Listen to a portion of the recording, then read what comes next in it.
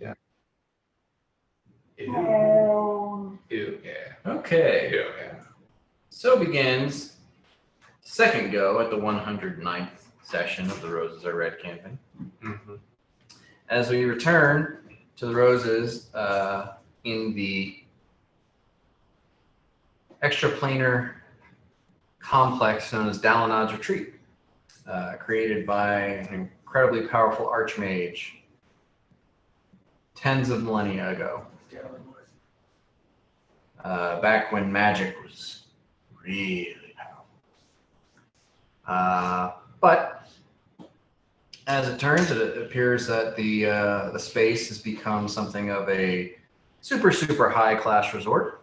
You've met a couple of the visitors who are having a stay in the retreat, and you have utilized some of your minor artifact resources in order to seek out quickly and acquire the bands of resonance, which you learned were stored within the vault inside the retreat. And then using the boon that you were granted from the from the game of poker, you instantly transported to this vault and found out it was in a dead magic zone and that there were 10,000 possible options that you could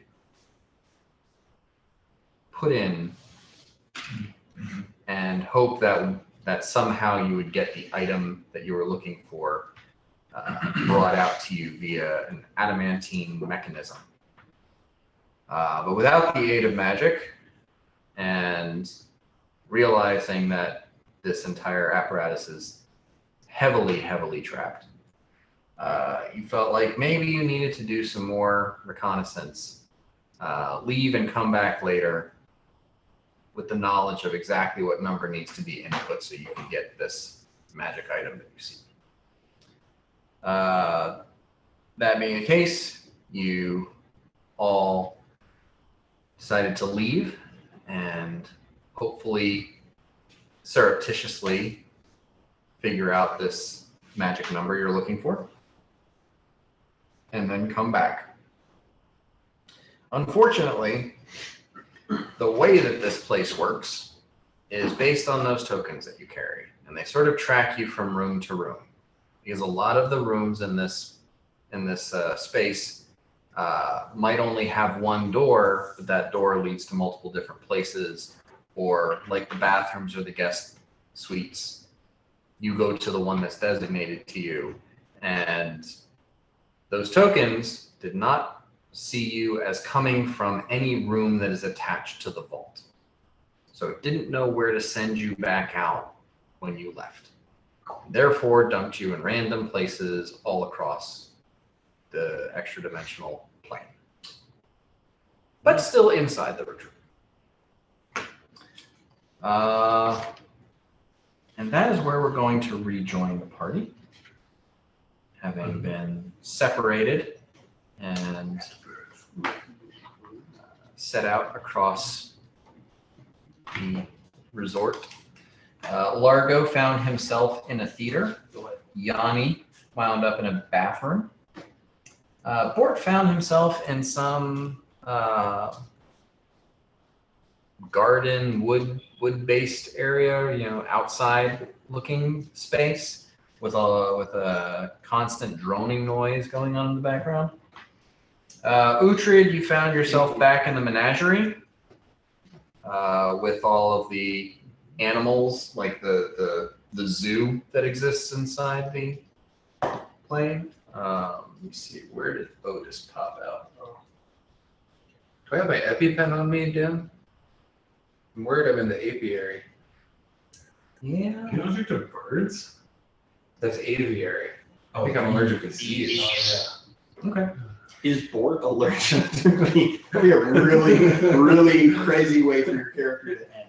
I thought I was immortal. So yeah, what's Otis winds up someplace that maybe you guys can find out later. And And Mirok, you find yourself in a sort of laboratory area with, and it's kind of chilly in here. Okay. I gave up. Oh, damn. All right. So you just figured it out. Yeah, I warmed it up for you. You gotta click it to kind of activate the. I was worried that I was going to like click it and then the meeting would just go. Clicker ticket. Okay, Bill. Hey, Dan, we did confirm that I'm in the bathroom alone, right? Yes. Okay. You're in the gilded bathroom where like all the fixtures are made out of gold and the bathtub's made out of gold and the toilet's made out of gold. From toilet. It's very, yeah. Is there anything I can remove and take with me, like the toilet seat? Be cool, man. Okay. There's like some soap dishes and I'm gonna leave this commode. there's like cups and stuff. Is it gold? Do I get the impression that it is actual gold and worth something? Give me an appraise check, which is just an intelligence check if you don't have the skill. Yeah, just appraise. Here we go. Nat 20 time. Natural 1. Okay. You know, like every time you get coins, you like try to send them off to somebody else. So you're not super familiar with gold or its luster, but you're pretty sure this is at least supposed to be gold. All right, I'm gonna take a soap dish. Okay. All right. Are you like leave the bathroom? Yeah, I'm just gonna take it and walk out. Okay. Give me. Let's see. There's a bunch of different places I can spit you out. Roll a.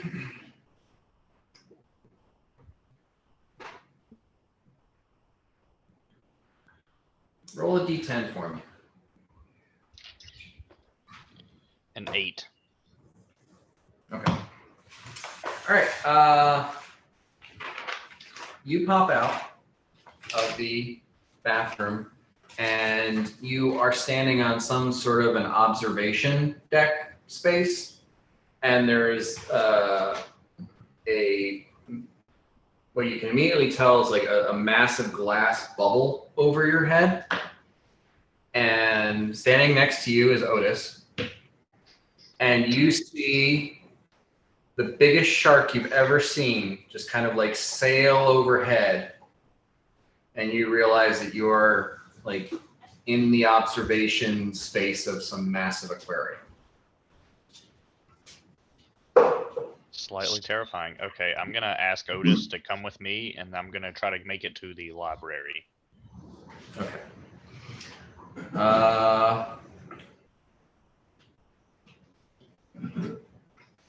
Yeah, Otis looks up at you and says, "You don't want to wait for the mermaid to come back?"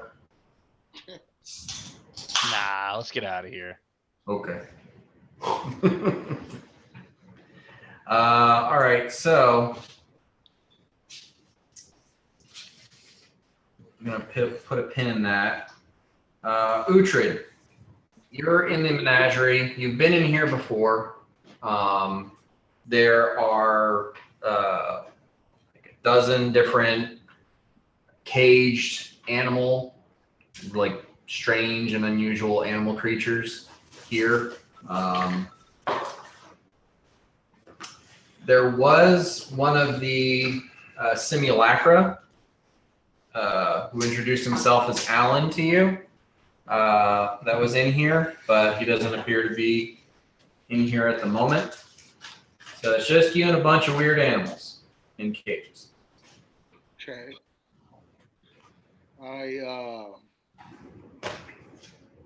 So I'm in this. Do I see? Are there any? How many doors? Like, what do I see? Are there doors or windows or? There are 2 doors that. Actually, there are 3 doors. Sorry. 1, 2, 3, 4, 5 doors that lead out here. One looks like it goes back to the hall that you came in the first time. One of them has a engraving of a flower on it. One of them just has written on it in several different languages, no entry. One of them has a symbol of the bathroom on it, and one of them has a symbol of the grand hall. Yeah, I think I would head towards the no entry. Classic Uhtred. Okay. All right, so Uhtred fucks around and is about to find out. Put a pin in that, and let's go to Mirok. Mirok, you find yourself in what appears to be a laboratory of some sort. And you said it's cold. It is chilly in here. Okay. And you can see that section of the laboratory. Hold on. Cult. You're the one who's in the setup space. Have you noticed that you're the one who's in the setup space? That's you. Yeah, of course I am. We were just organizing your dice. Okay. Uh, So yeah. Of course I am. So behind these, what looks like sort of laboratory tables, and you can see vague stains of blood and other bodily fluids on them. I didn't put it in here, but in between there are these corridors that lead into what looks like storage areas, and you can kind of see condensation, like fog of a cold space falling, and just back there you can see rows and rows and rows of little cubbies that appear to have things stuck in them. Different colors, there's a little bit of frostbite, can't really like make anything out specifically. What is more concerning to you is these three creatures here. And their heads are in these matrices, like crystals suspended by wire, and you just see that their heads are frozen in time. But from the necks down, they are vivisected and their bodies are opened up, and some of their organs are on tables outside of, just in front or around. So they're dissected and their heads seem to be frozen in time, and specifically from each of their heads, you're sensing life.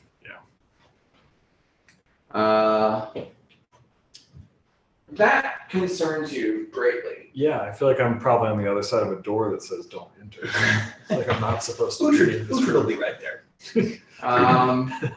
What is even more worrying is a arch around this door, like this gleaming metal arch around the door begins to morph and pull and form itself into a giant humanoid shape. That its almost featureless face is just looking right at you. Oh, this is when Mirok solos the boss. Give me either engineering or arcana.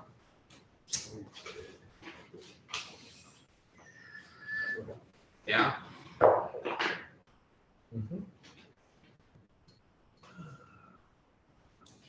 Yeah.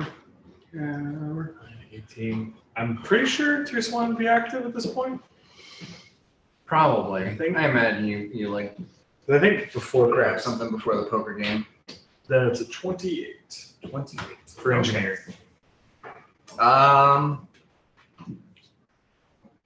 There's definitely something magical to this, but as you see it form into a solid humanoid shape, Yeah. You're both terrified and awestruck because you realize that this is a golem that's made out of mithril. Whoa! Miserable golem. So you're like, holy shit, that's a lot of mithril, and Expensive. oh fuck, that's a golem. Right, and I would know, like, I can't, like, golems are resistant to magic, right?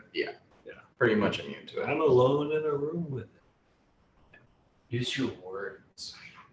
The door that appears you came out of is a bathroom door.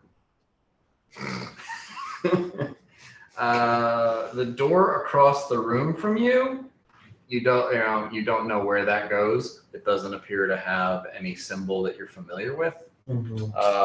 And then the door behind the golem has like a 4-pane window with different types of animals on it. And you've seen this before. You know that goes to the menagerie. Behind the golem, Behind the menagerie, golem. bathroom. Don't know. Juking head to the menagerie. Granted, Uhtred might be coming through that door. Yeah, or Yanni just walking out with like a soap dish. Oh yeah, by the way, Yanni, that soap dish did not come with you when you left the bathroom. Get one of them all. Fair. Okay. And I will remind you one time that one of the things that you got during the poker game was a self-only teleport usable once. Yes. Don't have my notes here right now. Oh, what I got. That's helpful. So, I think that was kind of the only really good thing I got. Must be nice. Yeah, you got ripped shafted. That was really our only mistake was your card hand. roll for initiative. Just me. Just you. Fuck me. Okay. The 12 now? Yeah. Okay, cool. 14. 14. Beat you by 1. Damn it.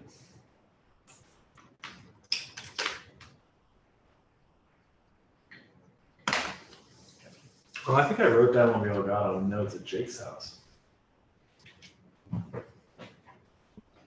What's up? I think I have the notes of what we all got from the poker game at your house. I think I like wrote that on the same thing right through the map. Oh, is it still here? Oh God, I don't know where that is. It's not a bad thing. I think you have it. It's a good thing. So from the place where it is standing there in front of the door, it reaches back its fist and just like shoots, and like a Stretch Armstrong, just this pseudopod of mithril comes flying at you. Fuck.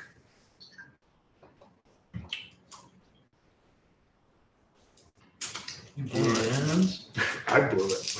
This is on me. You, dude. okay, so that's gonna hit a 37. Yeah, that's gonna hit me. 35 points damage. Okay. Give me a pencil. Yeah. Yes. And then a second one. Okay. The other arm comes out. Natural 20. And No, I will. I'm immensely powerful. I'm probably the most powerful out of all. Fix that. So More than powerful. Largo in the theater just all of a sudden just narrows feeling slighted as a demigod. Definitely that. For Largo Neal's coming out. 55 points. No, 65 points damage. Plus 37. Yes. Okay, so 102. Oh, you got this. That's 2 hits. So Yeah. don't forget to apply your. Yeah. Good call. Actually, no, your armor's not out. I can activate as a swift action though, right? So I could. Yeah, but it's not your turn. I can't make a swift action outside my turn. What's the one you can do outside your turn? Immediate. Immediate. That's it. Okay. So cool. 102 points of damage.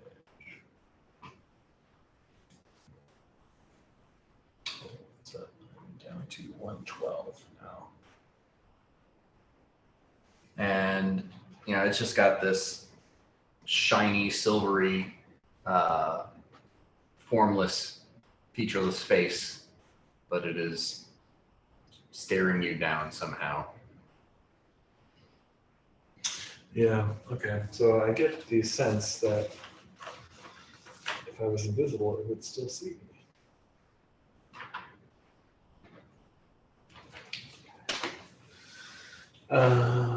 Give me knowledge or con. Okie dokie. That's very good. That's knowledge.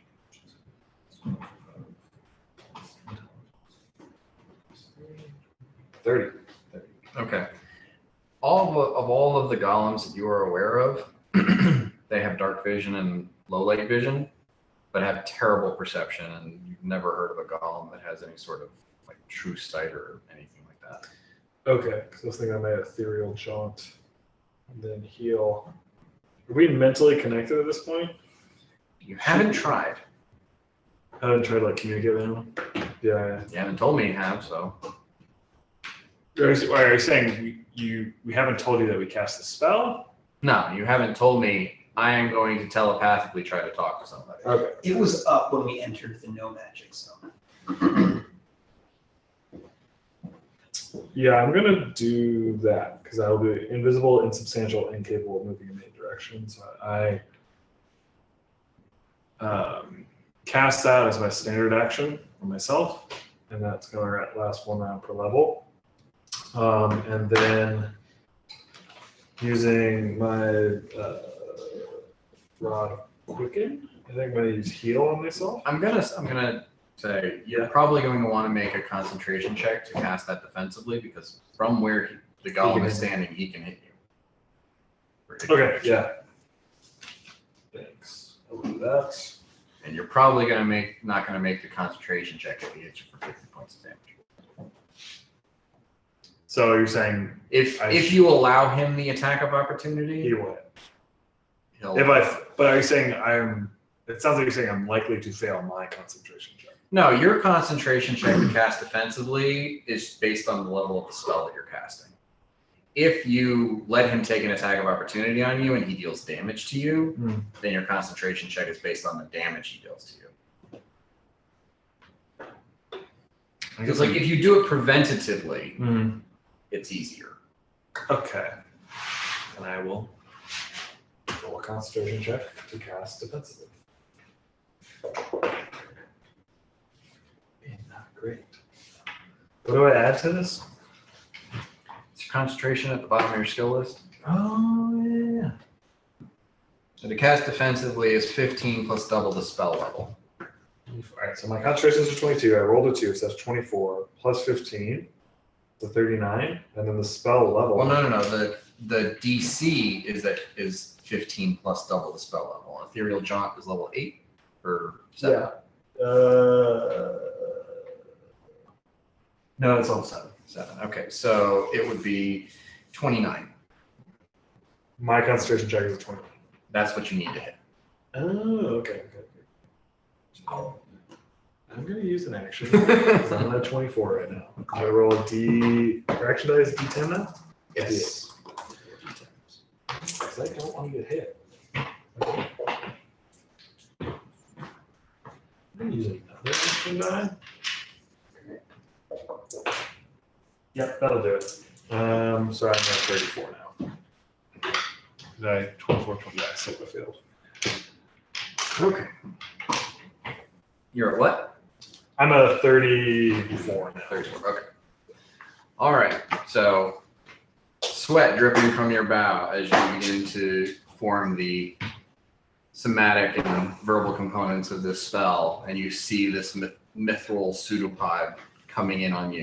You wink out of this plane of existence and exist on a coterminal plane, the ethereal plane.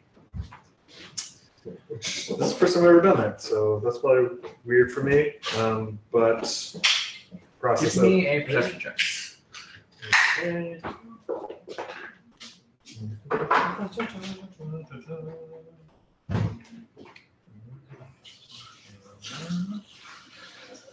23. You see the vague form of the room. You can see the mithril golem in a sort of translucent state. But looking around, that door that was unmarked looks like it exists on this plane. This door. Just this door, though. Just this. Yeah. What is that? Give me a knowledge points check. God damn. 2 2. 2 in a row. Okay, that's a good one for me to roll tomorrow. 34.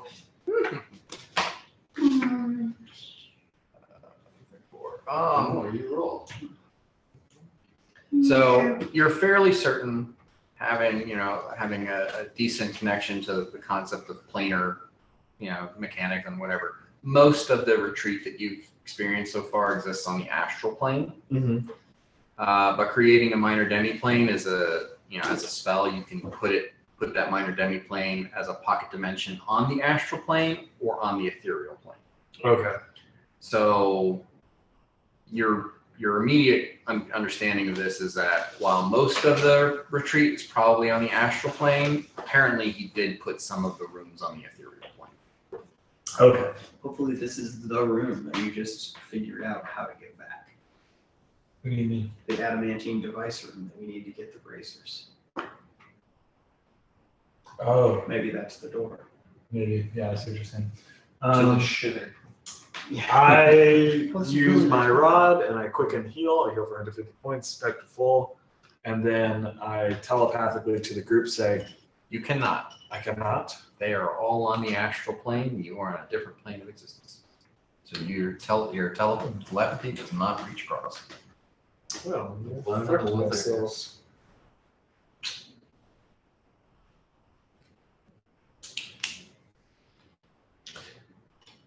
But I can see and hear on the ethereal plane.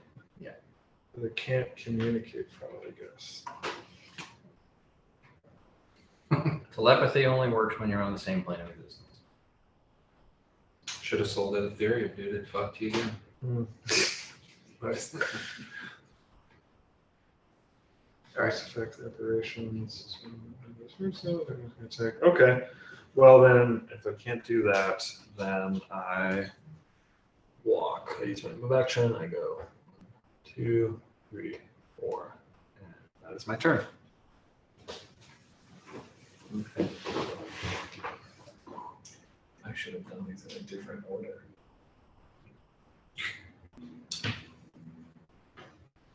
Sorry, you're still learning. How many levels are there?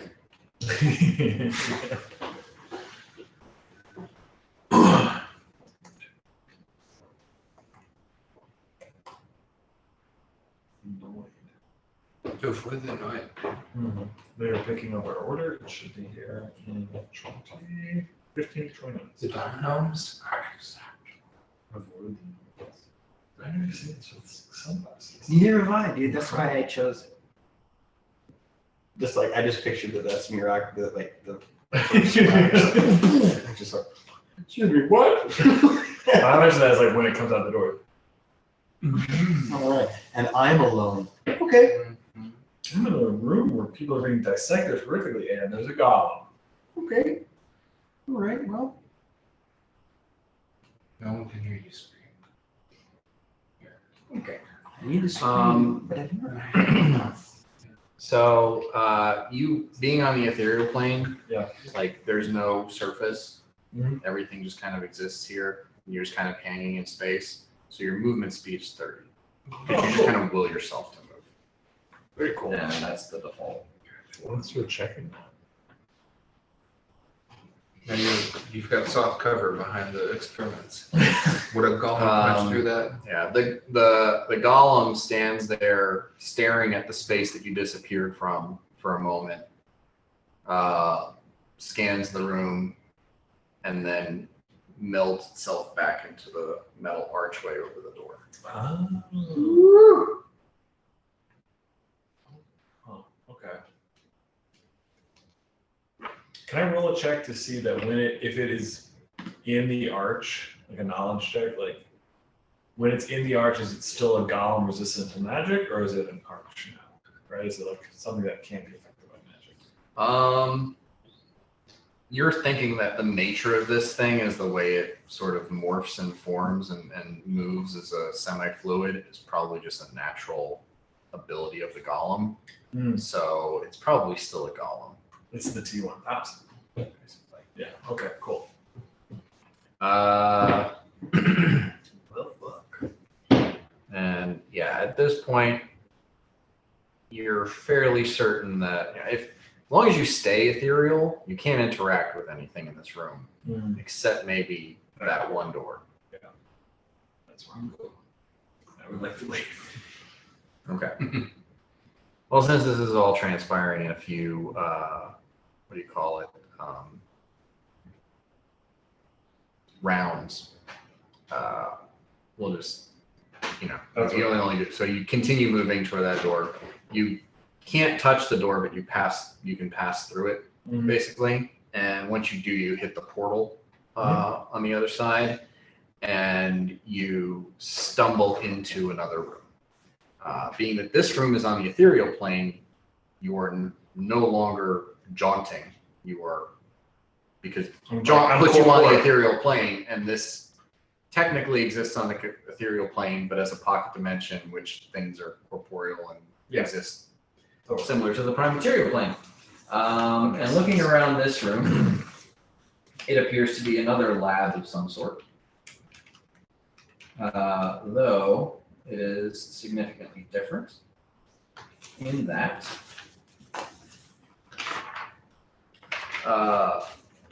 like a full half of the room is just an Arctic landscape. Like just several feet of snow just piled up, and it's still snowing. The rest of the room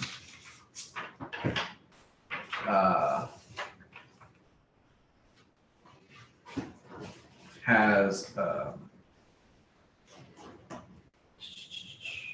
a wooden laboratory that is warm.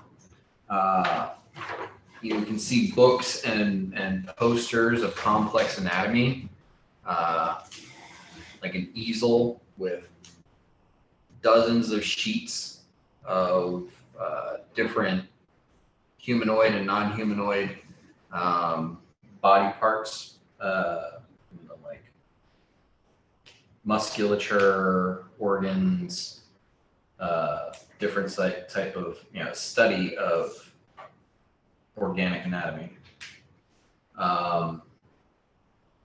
There are numerous different sculpting tools just kind of hanging around. Roll a d10. I wonder if this is where they made the simulacra.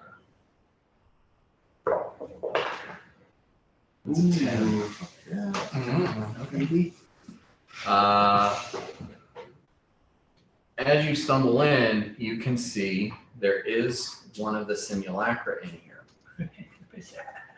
And he is standing just on the edge of the space between this Arctic tundra and the wooden laboratory. And he's got some tools sculpting into a humanoid shaped snowman that is on a semi-tilted table. And he looks over at you, and he's got short brown hair, handlebar mustache, black and red robes with silver trim, and he just kind of has a bit of a creepiness to him. And you see him putting these touches on this snowman, very fine detail, and it looks a lot like he's sculpting himself. And he just turns over and looks at you and says, "You're not supposed to be in here." With like a scalpel and a clay, molding tool in the other hand. All right. I think I'm fucked again, so I think I should just cast a spell immediately, like as a surprise action. I'm trying to think what I want to cast. You're on. still unarmored. I swift action activate my armor. He's like, oh. I'm assuming You're I supposed to cannot be cast a spell after that. in the arm. Oh, that's a swift action. Okay, then. How far away is he? So the room seems fairly large, but the wooden laboratory is just a small section of it.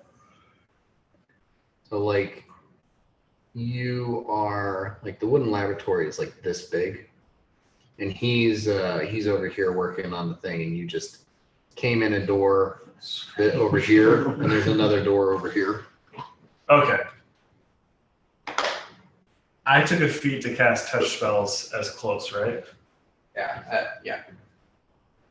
And I walk in. He says, "You're not supposed to be here." And put on my armor. The only thing I think my gut instinct would just be to cast plane shift at close range, just like try to shunt him out. It was like, oh no, you're not supposed to be here. It's because I'm like, I don't want to get hit again. Okay. You're gonna shift this guy out of. The Yeah, I don't ethereal think we're plane. gonna have a conversation. Where are you going to plane shift into? So I have access to law, life, and earth right now, I think. I don't think I got shadow. I don't think I got shadow realm. I want to shunt him into earth because I don't know what a simulacra would do in the life plane. I think he would probably be destroyed, but Just Earth. I think earth I feel more confident if Built an Earth man. he just gets ripped apart through the earth, hopefully. Or it's just on the Earth plane. That's also fine. Yeah, I just, I want to throw my trash in their backyard, Assuming it works, okay? So cool. This is what Miracle do. It's like, God damn it! Oh, guy! No! Just trying to find my friends. You! I want to see a guy. How are you going to get back to the astral den plane? Through that door. Supposedly that door will only take you to more places on the ethereal plane. Wait. So I can't go back through the door I just came through? If you go back through the door you just came through, you're probably going to end up back in the room that you came out of. Right, okay, that's fine. And then this door will take me somewhere Somewhere else, indeterminate. probably. Maybe it's on that plane. Yeah, I guess So it there's a doesn't. door from Yeah. astral to ethereal. Right, totally. Yeah, just keep trying doors. I'm just trying to find a bathroom. I'm just trying to find a bathroom. I feel like my token isn't working. Just trying to call my friends, but I can't call my friends. Okay, so that is a will save? Oh, I'm sorry, actually. Let's take this. Yes, a will save will negate it. It is a level 7. Yes. No, for an oracle, it's level 5. Level 5 spell. Okay.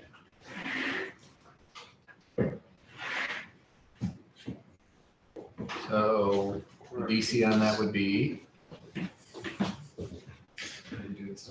Level 5 spell, the DC. Is it my charisma plus the DC? yes, 10 plus the level plus the charisma modifier. My modifier. Okay, that's 10 plus 5 plus 6. 21. 20. Okay, probably indeed. Yeah, you got 28. So you see his It's okay, it's okay. you see the material of him shudder for a second, but then like his head cocks to the side and he just kind of solidifies in place where he is.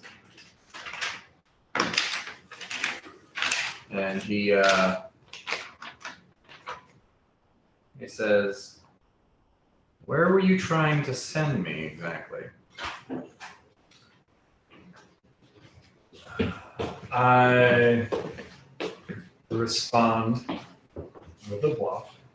It seems you're trying to create life here, so I was trying to create a conduit to a point of life to help. Dude, nice. What's your I'm bluff? just kind of You're a bluffer. It's not a mark though. That's not a good roll. Oh God. Action die. No, I'm not gonna use bonus. A bluff of 25. Average, okay. Okay. He blurfed. He looks at you and he says, "Ah, shame. We have a tuning fork to that plane. I'm not creating life. This is just another simulacra." I start to ease up a little bit. I'm like, I'm a little bit lost. As you can see, I'm fairly comfortable moving through planes. Can you, if I go through this door over here, can you tell me where that will take me? Let me see your tokens. I'm just very stressed out at this point. Oh man, he got pulled over by the cops. You're not got pulled over. Guess you don't.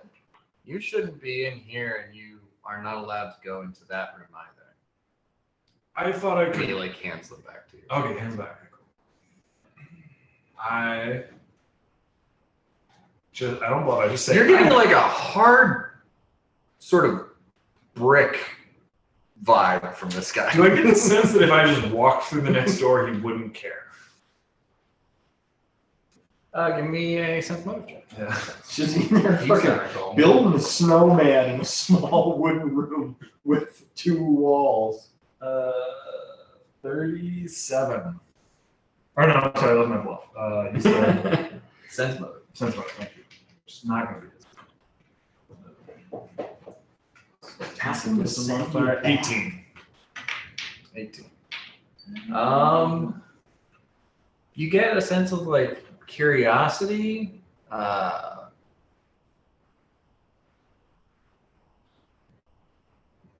Maybe a little bit of inquisitiveness. Mm-hmm. Yeah. Puzzle that you present. He might be interested in solving. I said you just be like, dude, can you get me to like a bathroom in the normal resort? I'm sorry, I made a mistake. I tried to kind of have fun here and I fucked up. I think you just come clean-ish and just have him get you out of here. Sorry, I'm not you, but Yeah, that's no, just- I hear what you're saying. I don't think you're. Go I think if, with picking up the brick vibe, I would just proceed as I would like Forrest Gump style. Just, okay, well, I'm gonna get going now. And it's just like I start to walk towards this door after saying that. Okay. He watches you, and you see he casts detect magic, and he starts to stare at you. Yeah. Behold. It is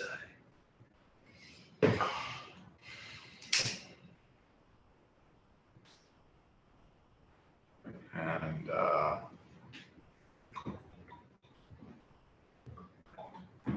you go for that door, and you pull on the handle, and it seems locked.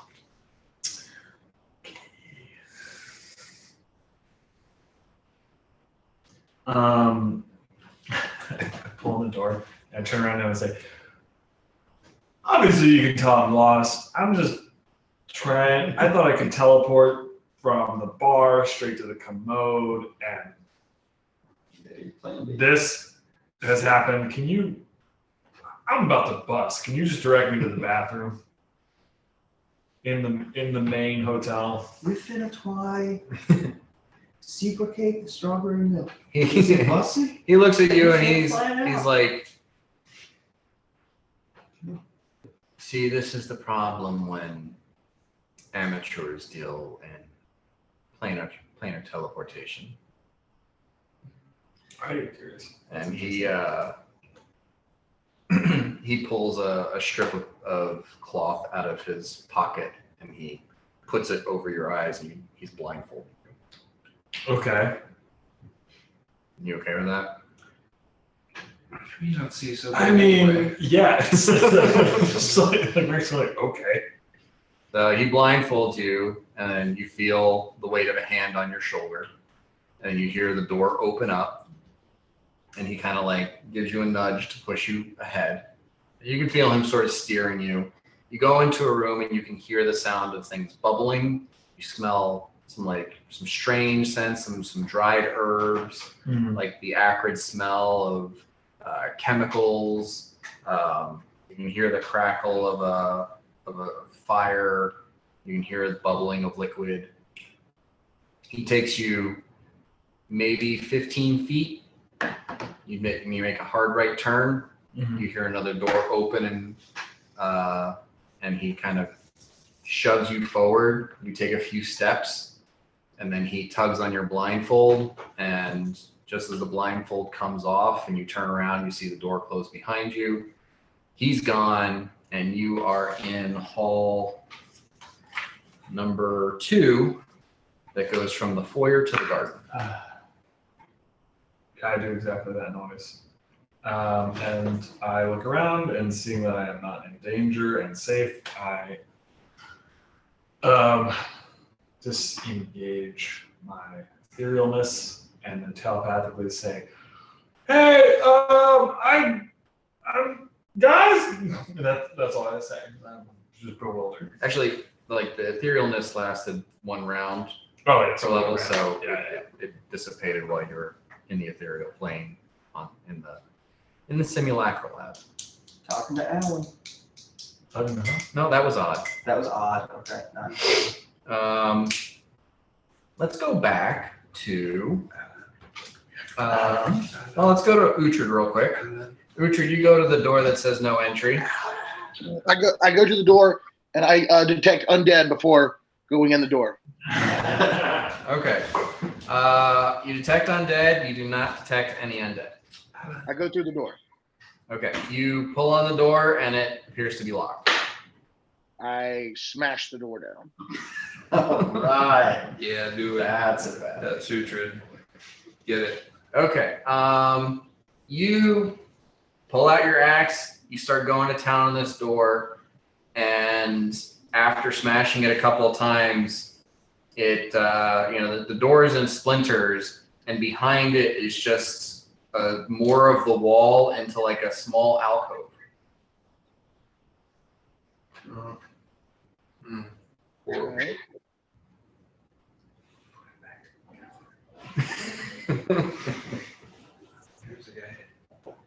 So there's a small alcove. Yeah, it's just like maybe 3 feet deep, and it's a rounded sort of space, but there's nothing on the other side of it. Okay. I lose all interest in that door. The guy's confused. You've lost interest in that door? Yeah, I mean, if there doesn't look like there's anything in there. Pick another one. Yeah, I would. There was what? The one did I know it said bathroom, or that was Aaron? That door said no entry. There was one that said bathroom. There was one that was for the grand hall. There was one that was for one of the halls off the foyer, and there was one for the garden. I would head for the grand hall. Okay, so you head to the grand hall. You open that door and you pass through, and you are standing in the grand hall, which is a long, massive, carpeted sort of like banquet hall. And there's a big roaring hearth at one end. There's a bunch of rooms doors that lead off of this place into different sections of the retreat. Uhtred has been in this hall before, but I don't think you were with us. I don't think Glenn was with us for that. But you could go to the library, the viewing room, the kitchen, the theater, the garden, the bathrooms, or head back towards the foyer. There's lots of exits to this area. Go hang out in a bathroom. What's up, y'all? Oh, hell no. Yeah, I would. What would Uhtred do? He would. I would go to the kitchen. Well, what's up, y'all? That It's is the Uhtred least back surprising again. I'm in this bathroom. Don't. I already hate that. All right, so Uhtred's wandering around by himself. Those Uh, really bothered. Bort, give me a perception check. Okay. 2 on the die. Tower's dropping too. Awesome. Tower's hella dropping 2s. 23. Unless it's a trap. And then. I think Murdoch said something about Tears of Wine being up. Here's the wine, right? Yeah, yeah. It's plus 10. Listen, yeah. 33? 30. Okay. So you kind of taking in your surroundings, hear this droning noise. You hear like a variation in the drone, and it draws your attention, and you see a bee, and you're immediately like you flinch I'm not stoked. because it seems like it's really fucking close, but it's not really fucking close. It's just really fucking big. It's like about this big. Yeah. And it's kind of maybe 15 feet above your head, going back and forth. And you look around, there's like all these like big sunflowers and other like very large flowers around you.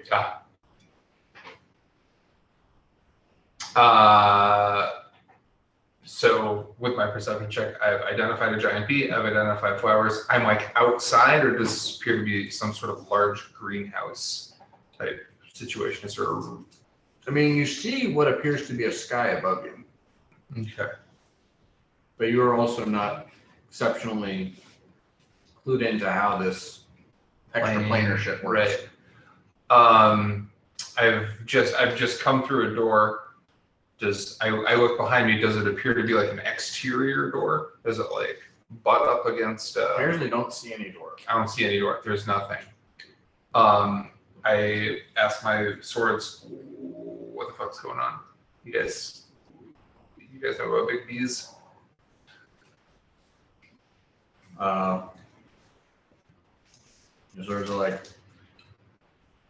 what the fuck do we know about bees? Is it a hell bee?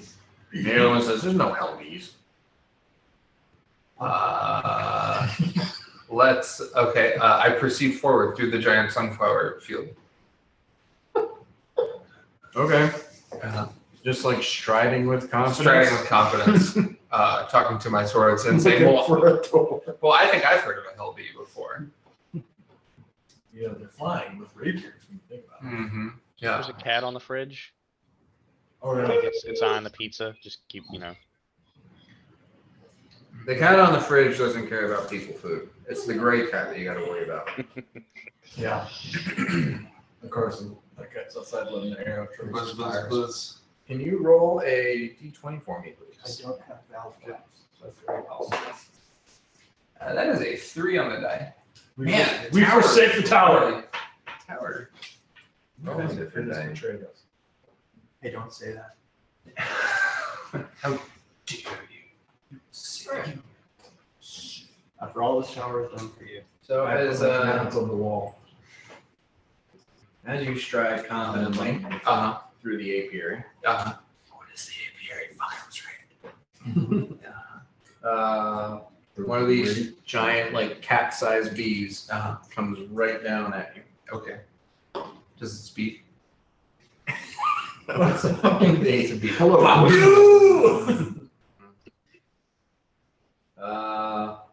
Why would bees do this? And it attempts to sting you, but you I assume have a AC higher than 17. I do. So you definitely dodge out of the way. I dodged the bee. And go, and continue striding through the sunflower forest.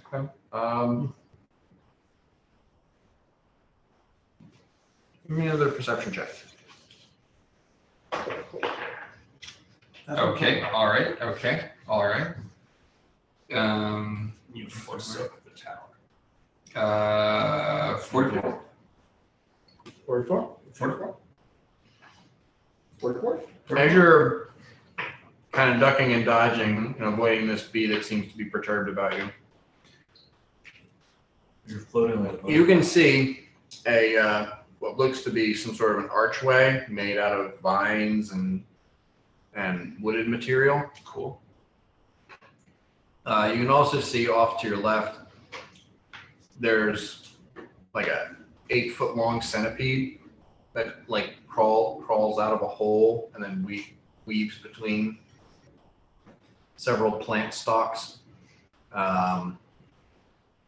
And it also appears that some of the noises that this bee is making is attracting other bees. Okay. There's an archway. There's a doorway. It's wooded. And how far off is it? Looks like maybe 50, 60 feet.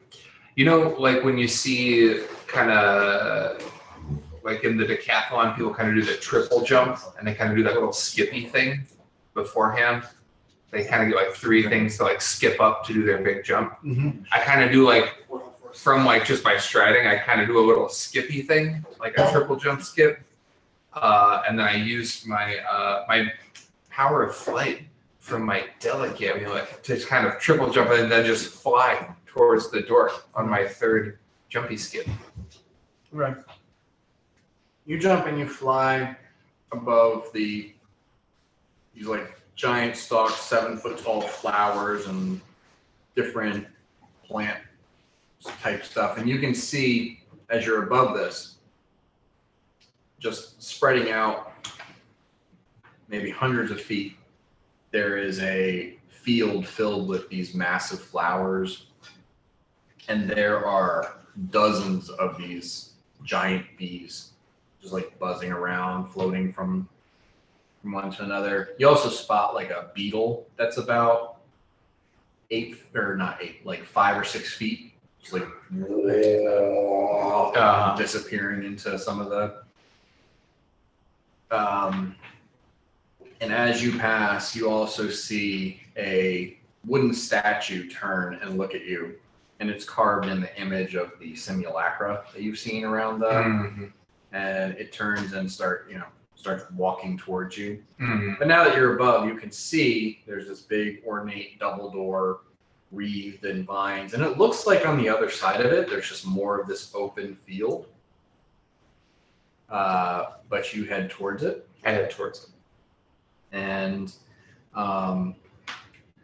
you pass through. I pass through. You open, pass through, and you find yourself standing in another garden, though this one, the bushes and the trees and stuff seem to be more of normal size. They're not massive. And off to your left, you can see it opens into a beach, and there's a lightly lapping water coming up on the sandy shore. And there are 5 blue-skinned humanoids hanging out over there, a man and 4 women,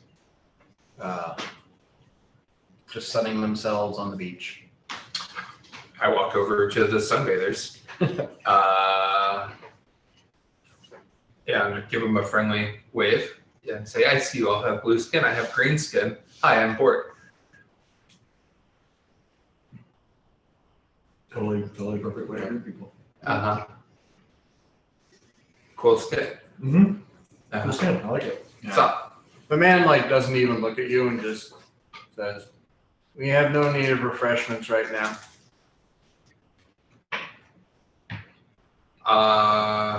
Okay, which way? Two of the women look over at you and just kind of look a little confused. As you walk up to them, they're all 8 feet, 9 feet tall. Oh, they're cool. really big people. Gotcha.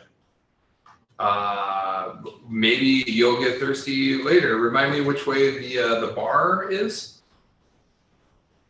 And one of the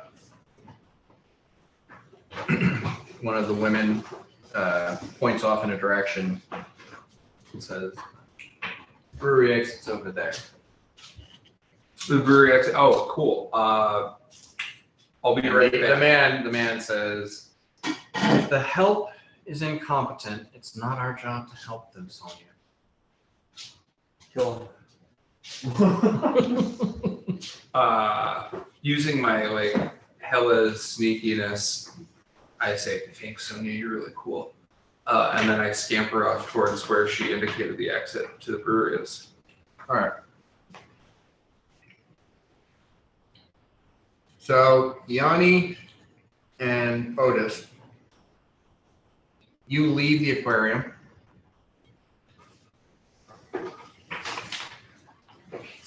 And as you are leaving the aquarium, you find yourself in the garden. And passing through the garden as you get towards what you believe to be the exit towards the foyer, you run into Bort. Oh, hell yeah. My bros. So, Bort, you probably hear us before you see us. I'm telling Otis. So anyways, Otis, like I was saying, we take Tarnholm and we turn it into a place of wonder, right, for the children, and we need a mascot, and your cute face would be the perfect mascot, and we could even use your name and likeness. We could call it Odieland, and it would be a fun place for people of all ages to come and enjoy. Oh, hey, Bort. And we bump into each other as you're saying this. You guys, there's giant blue alcoholics over by the beach, and there's giant bees through that door, and giant flowers. One of them said this was a brewery. What the fuck? Where are you guys coming from? I saw a bathroom. I left the bathroom and found Otis in some sort of observatory bubble with a giant shark passing over. So we got the hell out of Dodge. I think Otis and I are going to go to the library and try to find a catalog of these magical items. If you wanna tag along. Do you know which way the library is? Dan, do I know which way the library is? You guys had to come through the garden to get to the brewery. When you went to the brewery to have to play poker with the dwarves. So you have passed through the garden. You know the way to get out of the garden at this point. Yeah. Basically, once you started wandering in and you got your bearings, Okay. you know, you recognize, okay, that way we get to the brewery. But you're probably not going to the brewery. You probably want to get back to the rooms or something. Yeah. Yeah, I got a pretty good idea. Yeah, I'm gonna come with you guys. Let's go. You know me, I just love to read. I'm kind of famous for it. This is the perfect adventuring party for getting this job done. The three of us should be able to find any book. A dog and the two dumbest people.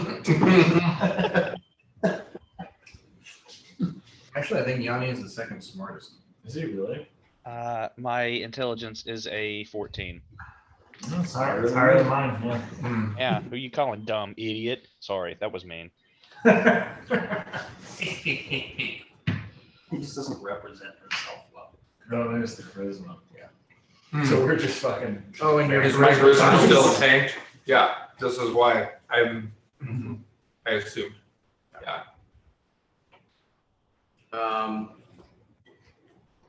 So you guys come out of the garden into the hall. And about that point, you see Mirok shoved out into the hall, and someone yanks a blindfold off of his face, and the door closes behind him. I look right. I'm sweating. I'm sweating. I activate my arm. I just shuffle over to you and then start relaying the shit I just went through. Do you think that we could And like deconstruct? bruises are quickly fading from his body because he was just like pummeled half to death in half a second. And you guys like, well, we went to an aquarium and then we saw some bees. You're just like, bees, huh? Oh, yeah. No, we should find Largo because if he ended up where I would have ended up, he would be dead. No, Largo's a god. He's fine. You ever know the room with a mithril golem? I could have done very similar things to what you did. You just did. So, do we know of any weaknesses that a mithril golem could have? Because I imagine we're going to have to go back in that area Just gotta in be some good like fashion. Well, one weakness is if it can't fucking see us. Yeah. It's like, I mean, this is more Aaron thing, but like if we literally enter this door and they're just like, Stonewall, run. I have massive visibility. Or that. Mass, yeah. Okay, so Marok, this is my plan, and it seemed to work out pretty good so far. I'm just going to the library, and I'm meeting you guys on the way. I look at you, and then quietly in my head, I'm like, he's really fucking smart. I am. Yeah, I guess that's a good idea. You guys follow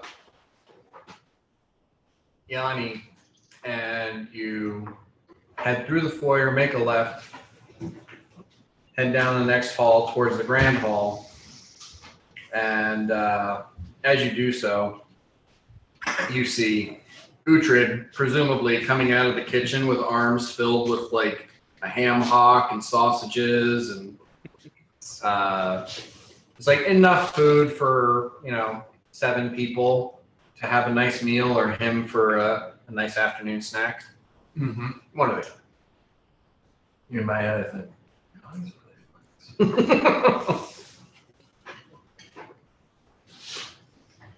And as these several minutes have passed outside the theater, Yeah. Largo's sitting there saying, "I'll just give him a couple of minutes." Yeah. I decide. So your couple of minutes is like a half an hour outside. So I get up, and as I start walking towards the entrance, I'm kind of checking the telepathic link and saying like, "Hey guys, I ended up in the theater. Is everyone okay?" And I kind of just have that on repeat as I am trying to exit the theater. Hopefully, once I get outside, I will also be saying that. Okay. So you do that. By the time you guys get to the grand hall, you all suddenly hear this.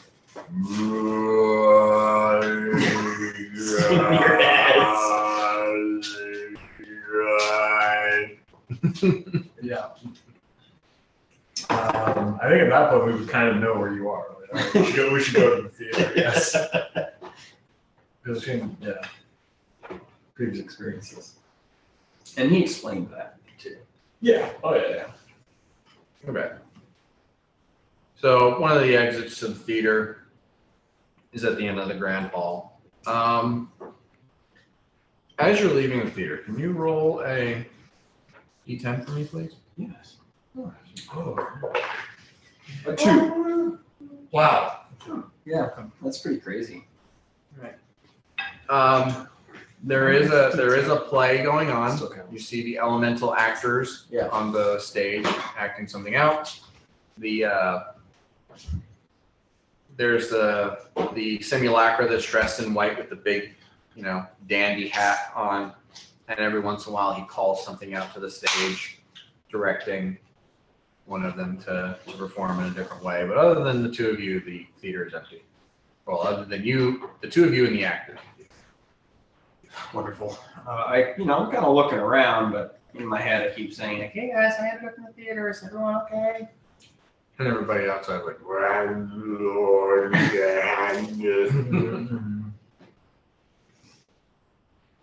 You leave the theater. I'm leaving. Yeah. Okay. Yeah, I'm currently leaving, but I think you guys just get to make a bunch of decisions before I leave, because I'm just like, Sure. I mean, yeah. I think we get the sense you're in the theater, so let's steer towards the grand hall. Well, you're in the grand hall. That's where you run into Uhtred. Okay. So That- we can just post up in front of the theater entrance and just share Uhtred's food. Yeah, that's a great idea. We hang out front. Yeah. You might have to teach Uhtred this concept of share. I just grab a ham hock. If he's got like a load, I can grab one out of there. Just kind of using the folds of his arm as a trough. There's a kitchen back there. It's like a whole pork chop just stuck in his beard, just hanging there. Okay, and after another moment, maybe 10 minutes. Okay. Eventually, the door opens and Largo pops out. Ah, thank God, you got my message. You were in the theater the whole time? The whole time, I sat there for like a minute to get my bearings, and then I have since emerged. So you didn't watch any of that play. I did not watch any of the play. Oh, okay. Mhm. Yeah, it took you about 4 minutes to like go Yeah. from the box seat to the front door and get out, which was a half an hour outside. Pardon me, excuse me, sorry. Just saying that past the empty seats. Oh, didn't see it. Okay, Mirak would say, like, I think we got some stuff to talk about. Maybe we should go to one of our rooms and talk about it there. Okay, I would like to go to my room. Yep. And turn that clock up to whatever, because I am feeling extremely drained and none of my stuff is giving me any sort of help right now. Okay. Interesting. And I would like to wait for 12 hours of the outside time in my room. I love that. 25 or 27. Sorry. 27 hours? It moves at 8 times speed. Okay. 27. So I think Oh, yeah, it's 27 one hours is a week. week. Yeah. For 27 hours. You want to go hang out with me for 27 hours? Come. Sure. Yeah. Head to my room, roll in the room as long as we don't get disturbed along the way. Was it 20. Alan. So this is from the poker game. Can you cast spells still? Yeah. I'm just like it's like I'm resistant to all my magic. Oh no, I'm sorry, it's 21. 21. So here I go. While we're in there, can you try Largo's sleeping friend combination? I was thinking, yes. Yes, I had that thought. It's a possibility. It's a long shot, and I explain why on the way to the room. Would ancestral communion also work, right? Because that relies on just like ancestral knowledge of dwarves. Like if there is a dwarf that ever lived that knew this. Well, I think ancestral, like that would give you a +2 on a knowledge check. Oh yeah. Yeah. And now we did discuss last time, you weren't here, but one of our brief discussions was, last time we used Largo's sleeping friend, we alerted the Kraken that we were coming. So if we do use Largo's sleeping friend, the vibe that we're getting is that the wizard who created this place is not necessarily dead. All the simulacra just say away or gone. Right. So if we used it and he's sleeping and we use his knowledge, there's a chance that he could. That he will know and say, "Oh hell no," and come find us. So what are other options as far as just find? Like, do we think this wizard wrote this down and put it in a drawer somewhere? Not My necessarily. thought is like the items are in a catalog. Like, wasn't there item numbers on one of the paintings in the Grand Hall? So I want to say I remember looking at a painting that had a specific item number. Like, That's interesting. Okay. I'm picturing that there's a catalog. No, that's a good point. Yeah, like there's a ledger. Right. Like how would you keep track of that? Wasn't there a simulacron's notebook, like the guy that checked us in that we debated on board trying to sleight of hand? Yeah. I wonder if we could do something like changing gears slightly from that. Maybe not focus on that ledger for that specific case, but maybe Bort could try to steal one of their key cards. That might get us back to those laboratory rooms or, something, an access restricted area. Can you use the gate to get back to where, not the room that we were in per se maybe, but like one of the rooms that we think is close or teleport? Because we've been there before. We have been there before. Can I teleport across? Like, can we greater teleport back to that space? It's magic. It's a anti-magic field. Right? Yeah, teleport into the dead zone. Yeah. The dead magic zone. Right. I'm just wondering how the hell we get back there. We don't even know where. Like, we were thinking, like, ooh, now we know where it is. We don't. We don't. Yeah. Yeah, we kind of. If we can dumb luck our way in there once, we can dumb luck our way in there twice. That's true. It came at such a high price, though.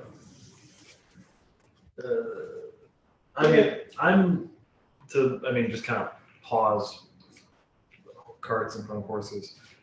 I'm inclined just to try to like sleeping thing because it's like, oh, he's gonna know maybe. Yeah, maybe. But also like, what are the odds that like we do something dumb while trying to steal a key card? Yeah. Okay. I like it. Yeah, Largo's open to it.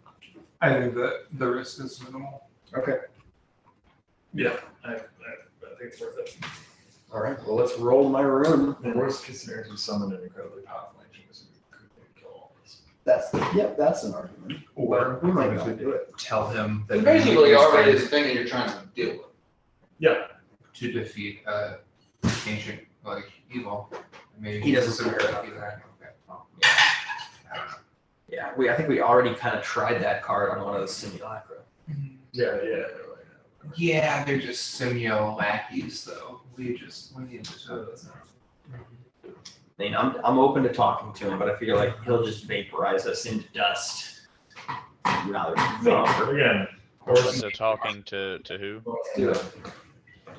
So are we all? I mean, my vote is that we all kind of stay in there together, because otherwise, you guys are going to have a hell of a long week outside my room. Yeah, no, we should. Well, the thing is, they could go to one of their rooms Yeah. and do the opposite with the time. So while it's 21 hours for you to wait in your room, it would only be like 3 hours, 3.5 hours for them to wait in theirs. I think we. Well, actually, you would still be in your room, and time for you would be a week passing. Yeah. Outside of the room, it would be 21 hours. Oh yeah, If you guys went to another room and turned your time up the opposite, then you could wait in that room for 3 hours or 3.5 hours to let 21 hours pass outside and then go check on. Right. I'm gonna need to hang out in my room for a week. And actually, it is Uhtred that explains this to you because he's the smartest one. Okay. And he does the math. Well, Uhtred, now that you've crunched That's it right. up, it's gonna take. So in the normal time zone 0, it's gonna take 21 hours. 21 hours. I think that's enough time to go tie one on in the brewery. Uhtred. Do you want to accompany me? Right, Taiwan on for like a couple hours and just go into your room and crank for 3. You can do that. Anyway, sorry. Or just drink for 21 hours. Yeah, I think that's what Uhtred and I are gonna do. Yanni, any interest? Huh? Anybody? I'm gonna go try to find the catalog, and then I know where to find you guys, and then I can just drown my sorrows in booze if that doesn't work out. So Yanni wants to go to the library. Bort and Uhtred want to go to the bar? Brewery? One of the apiary. Yeah. The brewery. I don't think you want to go back to the apiary.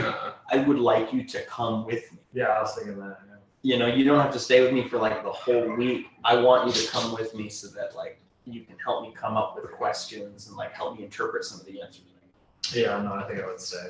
I mean, I was. Yanni leaves the room. He hides a tear coming down his face, but his feelings are hurt that he was not invited to the Yeah. hotel room hangout. You already had a plan though. And if it makes I'm too hurt, Largo. your plan, I was thinking maybe I should go with Yanni in case there's trouble.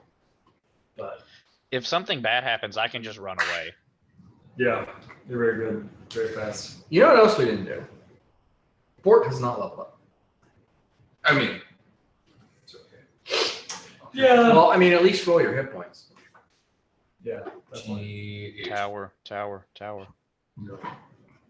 Towers of black pit of despair. Yeah, it's When we perfect. speak at the way of the tower, Dice go in, they come out wrong. we might speak at the way of the tower. I feel like yours was a 7, and then I hit it with a. I mean, I'm just gonna give it to you. okay, I accept. I feel like it would have been a 7 if my die did. I accept this. You So accept the 7. Or you look more healthy, I comment. Yeah, that would be Thank you. Danke, Dame. What did he give you? He said, "You look more healthy, but I'm still not charismatic." Or I don't even say anything. I just sort of go. you also have a feat to take, so I don't know if you put any thought into that, but I'll take a feed. Don't worry.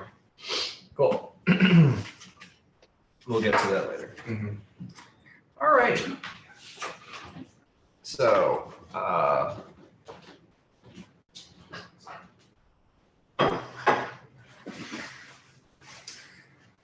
I guess we'll start with Largo and Narok, since you guys are moving at like warp speed. Whatever you do is probably gonna get done first, chronologically speaking. Okay. So is it 7 questions? I think it's 7 questions. I think it's half your level. So 8. 8 questions. Okay.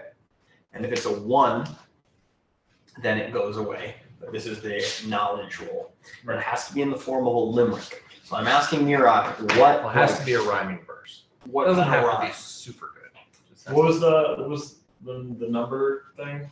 Like, what were the numbers? How many digits were there? There were 4. Okay. So we think it could be anything between 0 and 9,999. I mean, So like what, 10,000, right? Should we narrow down, or should we just take 8 opportunities to try to fucking ask the same I question? think we take 8 opportunities to try and just break it down. So Down, down, and down. Okay, so Yeah. narrowing down.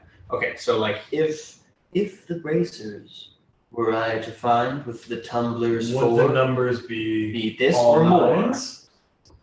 Or would the numbers be below the line of 5,000? I don't know, something like that.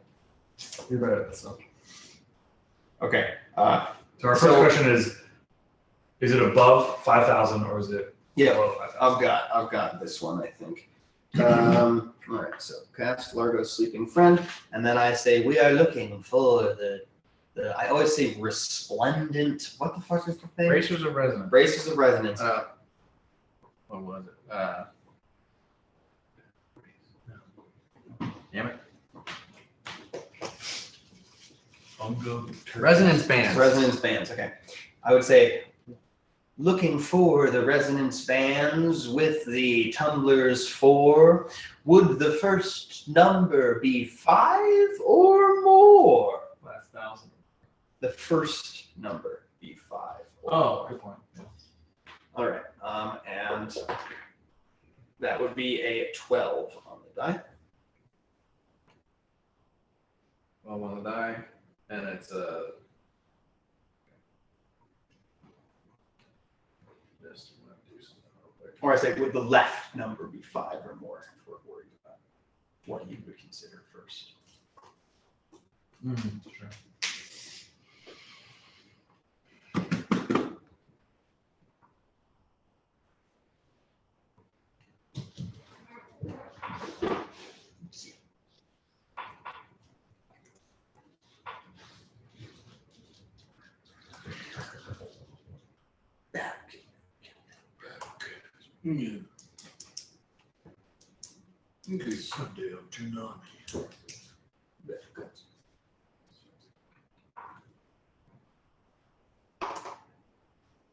So what was the question again? Looking for the resonance bands with the tumblers 4. Will the left number be 5 or more? Yes. Oh, it'll be 5. Or more. Oh, or more. Okay, cool. That's fine. Yeah, that works.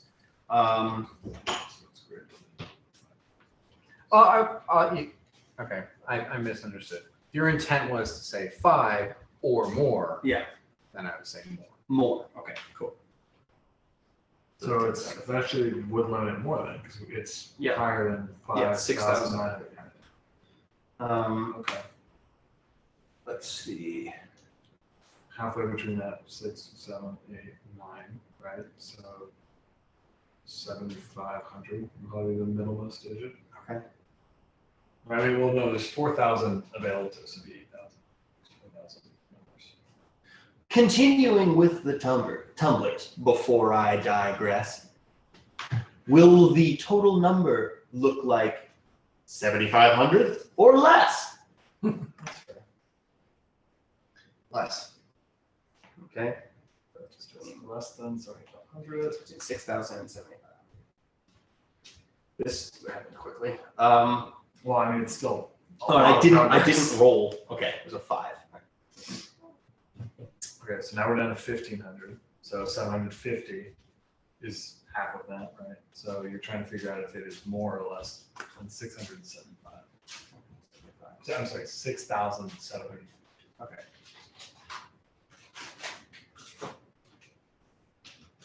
If I were to ask if the number I seek were more than 6,750, would you say nifty? Excellent. And let's roll. That's an 8. You're asking if it's more than 6,000. Yes. Okay. And if it would break down.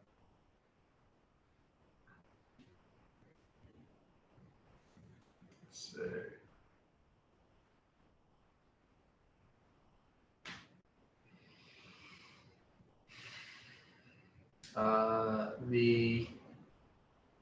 The sleeping gnome kind of like looks uncomfortable Yeah, in that's sleep fine. and is Yeah. it's I didn't ask that very well. yeah. You're asking. It's still a yes or no. No, I'm asking it if it would say nifty, right? That doesn't necessarily mean that it agrees. That's just like, like nifty is a word that would say. Sure. Give me a spellcraft check. Ooh. And I mean 19 on the die, so that would be 44. So you're not sure if the reaction is a reaction to the way you worded it, or if it's a reaction in that it's having trouble getting that information. Okay.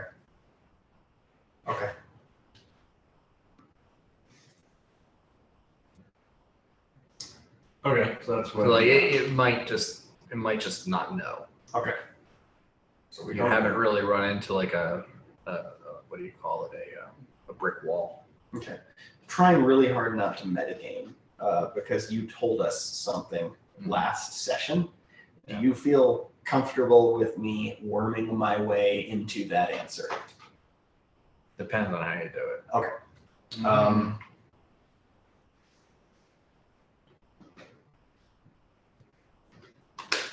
What do you want to ask him? Okay, so we're gonna agree not to metagame, right? But Dan said it's a prime number. It has to be a prime number. Any number that is not a prime number is a trend. That's good because I don't know what prime numbers are. Never had, never will. I mean, You don't like know what they are mathematically, or that you just don't have them memorized? I just can never remember. I get it's a number that can only be divided by itself, right? Okay, yeah, well, and 1. But I just wanted to make sure that you knew what they were. I mean, It's vitally important. Jake, no. Jake, you know. I knew what they were, but only when you directly asked me, do you actually know what they are? And I had to be like, do I know what they are? Yeah, And if you were like, is 49 a prime number? I would have to like think for a second. it is not. It's not. My brain doesn't do well with 47, maybe? that. It That might be prime. Feels like it is. I don't know. Yeah, it feels like the higher. 47. It feels like the higher up you go, the more. prime 49 numbers is should 7 be. cubes, so. Yeah. That sounds square. Definitely not. Definitely not. That just seems dumb. Prime numbers just seem dumb. They're the opposite. You shut the fuck up. I think they're dumb. What do you mean you think they're dumb? It's They're kinda like- they're just numbers. Like they can't be I'm dumb. gonna ask the same question, but try to figure out a better way to ask it because I'm gonna make the assumption that it just didn't really get it.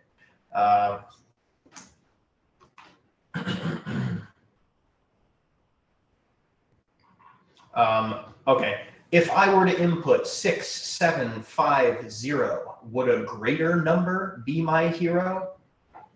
I think that's a better way to ask it.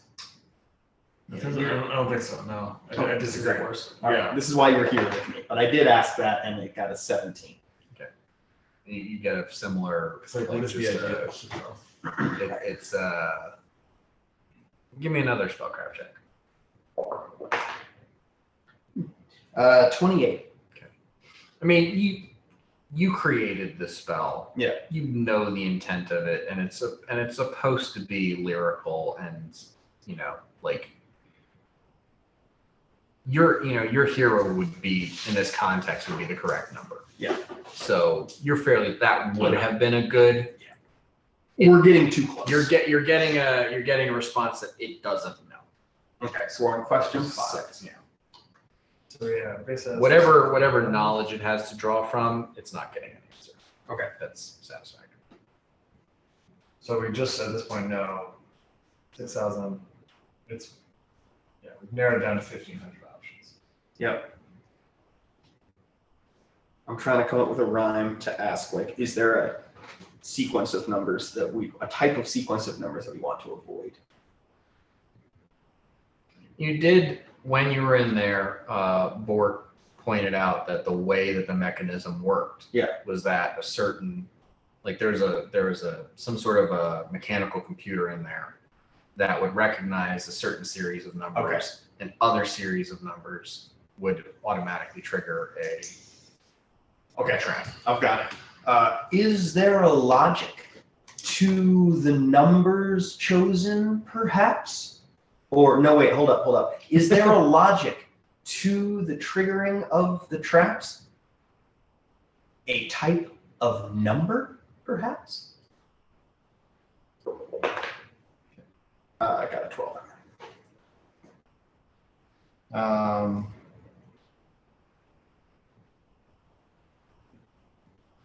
To that you get a response that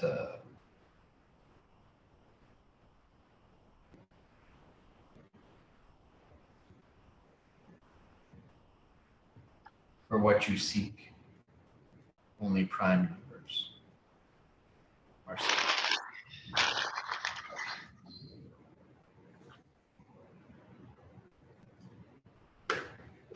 Okay, I'm going to ask a silly question because I'm assuming that Largo knows a little bit, but not a lot of it. And he says, if I were to count in the range I've been given, if I were to count the numbers prime, would I just be wasting my time? And I got a 9. Because it's entirely possible that there's only like 50. Yeah. You have a week to just sit here and be like, oh, Yeah. Yep. Oh, Yep, exactly. I could be drinking at a bar. No, I you're made- in here. I made the right I choice. look at you, and I know you're just thinking this, but I look at you and I go, I need you. Oh, no, we're good numbers. Okay. Two Gemus guys and tea. Yeah, it's kind of true. Well, now that Bort got the circlet upgrade, yeah, We're the dumbest? you're the dumbest. Excellent. But you convince Well, I mean, everyone you're a it's 12, right? I'm a 12, yeah. Okay, so I'm a that's so the three of you are the same. Thanks. It's above.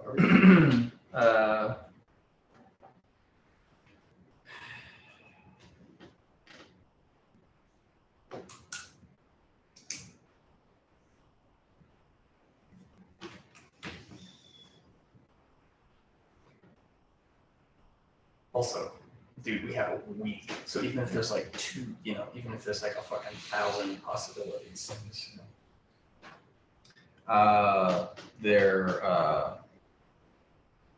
He says,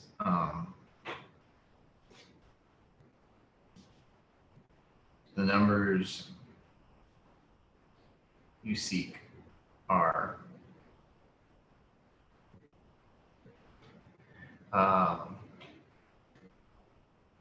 numbered 300. Number 300. Okay. Okay. Okay. Okay. So this next one will be question 7. And Largo's gonna think about how to.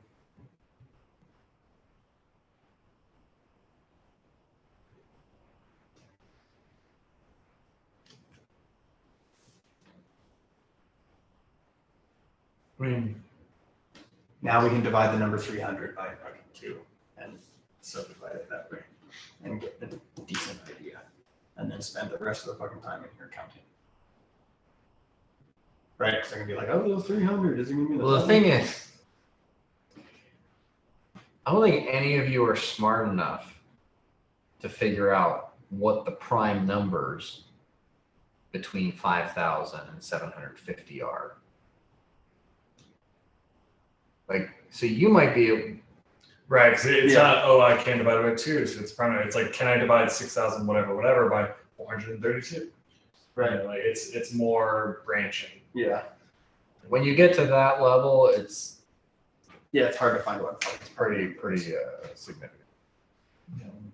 Not to mention the fact that the sleeping friend couldn't help you past where he might not know Yeah. that number, Yeah. and therefore trying to narrow it down, you're trying to narrow it down to something that's unknown.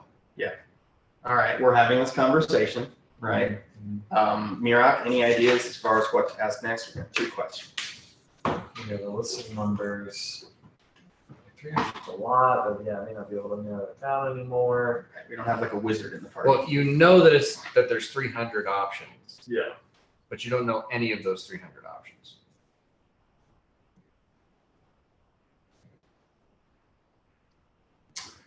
We could ask it if there's a book of prime numbers in the library. And then we just go and look. Yeah. Okay. The book on mathematics. In the library on this plane, is there a book of primes, or is that insane? 4. That would also answer if there's a ledger here somewhere for Yanni. Yeah. Because it would have the prime number attached to the ledger. In the library are many books on math that may assist you in your path. Okay. I rhymed it back. Nice. I like that. That was nice. Telepathic. Well, it's gonna be incredibly slow. So I don't see it. Okay, I'm gonna ask. Okay, so the last one I mentioned. I'm gonna look over on this. The last question I want to ask is, are you down? Just so that we're prepared in case it is, because we kind of know our next step, right? We go and we figure out the 300 primes between this and this. Is like you're asking, is the mind you're pulling from? Yeah. Delma? Yeah. Yeah. Totally. Okay, that's fine.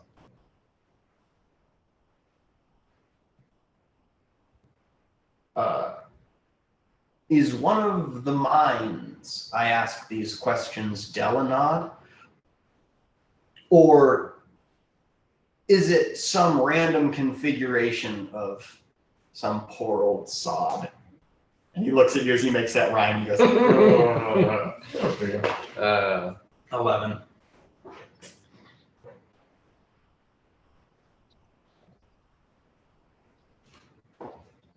He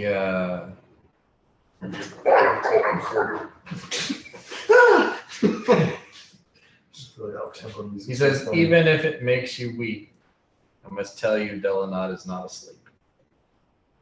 Okay. I pat the little gnome and I say, tight. Oh, bro, but whoever you were talking to knew his condition. Yeah, that is kind of scary, but I feel like that person's not coming after us. So this was good overall. Largo says, oh, pretty good overall. I then consult. Well, I mean, Mira. the spell itself would know that Delanod's not asleep if it's not pulling from his brain. Totally. So do you want to go to the library and talk to Yanni? I feel like I should remain here. Yeah, I think that's a good idea. I will go do that. And I, Dan, for the rest of this week, am inspired by my time in the theater, and I will be writing a play. Okay. So you did watch the play.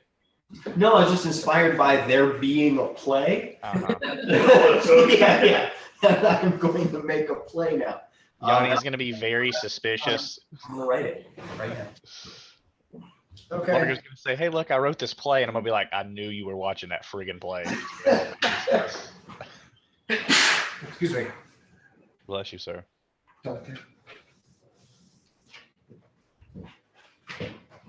All right, so Mirok heads to the library and informs Yanni to look for books on math and prime numbers.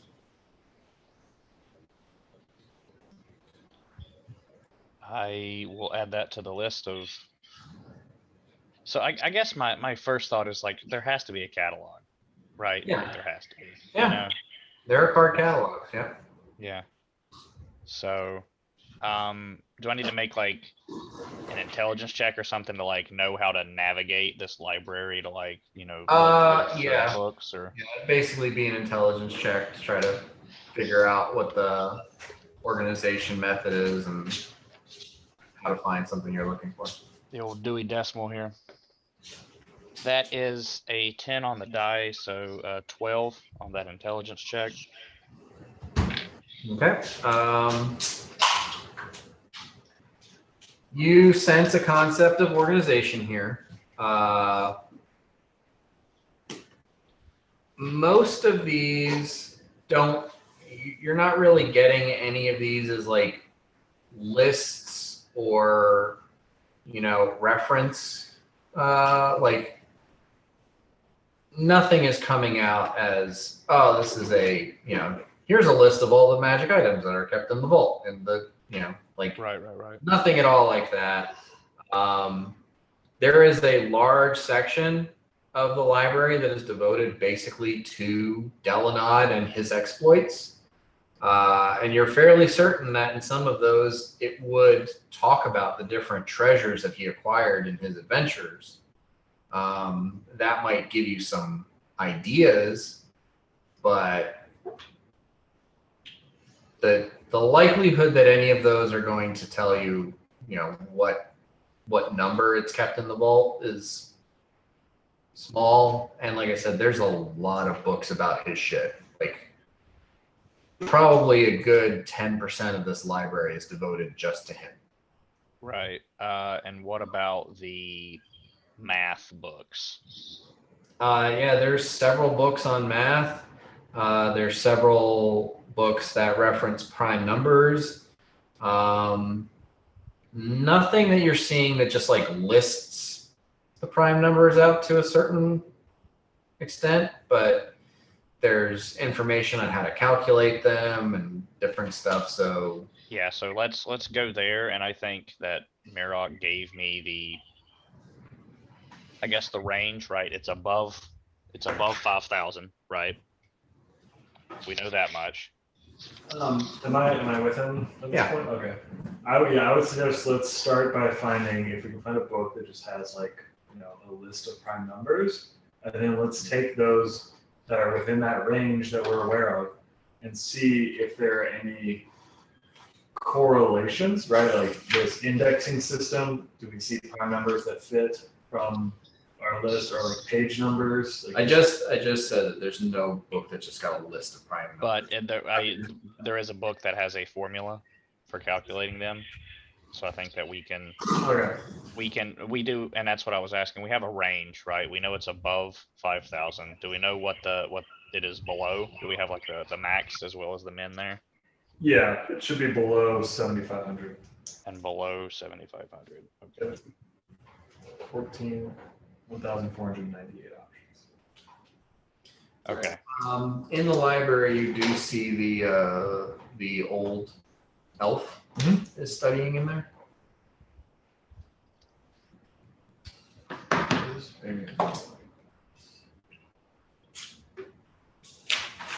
Oh, it's us again. Last time we were in here, it was just us.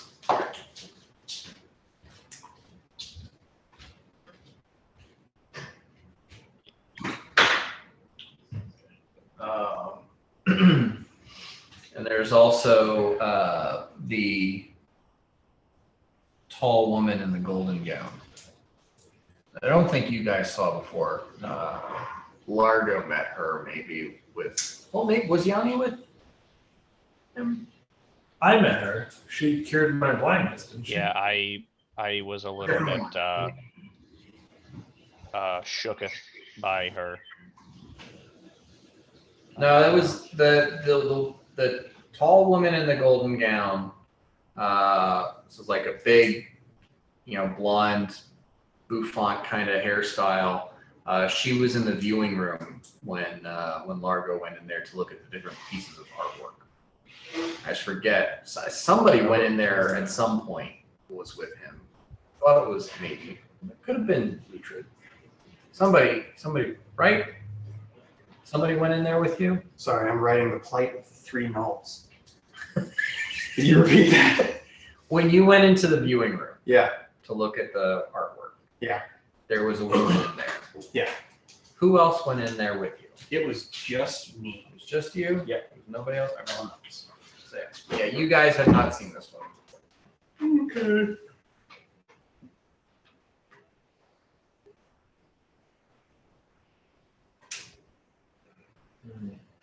All right, so you're looking at math books. Yeah. So, Dan, I've just did some Googles and found a couple prime number formulas. Okay. If you want Yanni to just like start doing the math.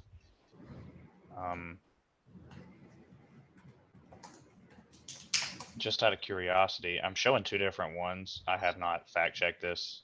Oh, sorry, I'm showing 3 different formulas. Well, the first one's just a test. Never mind. 6n plus or minus 1. It evidently shows a prime number greater than 3. Okay. And the third formula is it could be n squared plus n plus 41. So I think that one will probably get me to the large numbers faster.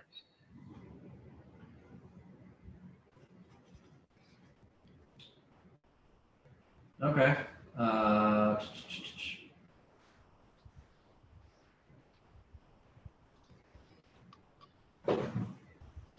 mean, yeah, you're still kind of in a pretty big ballpark. Yeah.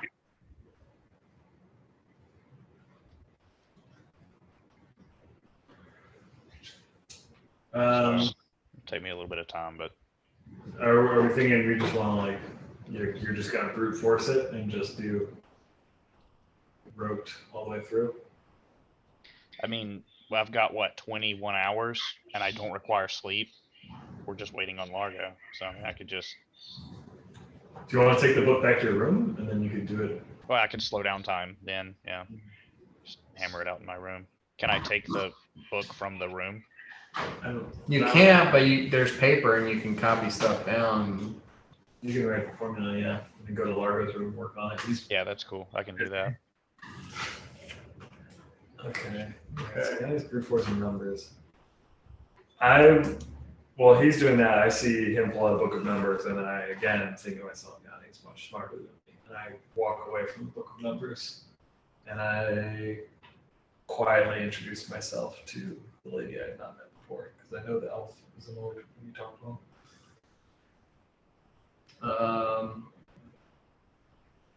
You go over to speak with her, and she appears to be in the religious section. And she's got a book. It's a white leather-bound tome with golden accent. You immediately recognize that to be Hayana's colors. Mm. And she seems to be reading some sort of religious text devoted to Hayana. Okay, I'm going to charisma. Or diplomacy, I'm sorry. 38. And I clear my throat. I say, I don't mean to interrupt. I just noticed you were reading a book on Hayana. I don't worship the same God. I've traveled in the company of those who are paladins of Hayana. A fan of, or not a fan, I respect the work of her church, though I do not adhere to it. Mirak John Hammer. How the hell are you? She closes the book and smiles at you, and offers her hand, sort of like very. She says, "My name is Tamara. And with a name like Dawnhammer, perhaps you should pay a little more mind to the goddess Payana, whose holy symbol is a golden sun. I pause and I look up introspectively. And so you make a good point. I'll have to think about that. There's always a benefit to truth and wisdom. Couldn't agree more. And what better place to agree on it than the library? What brings you to this retreat?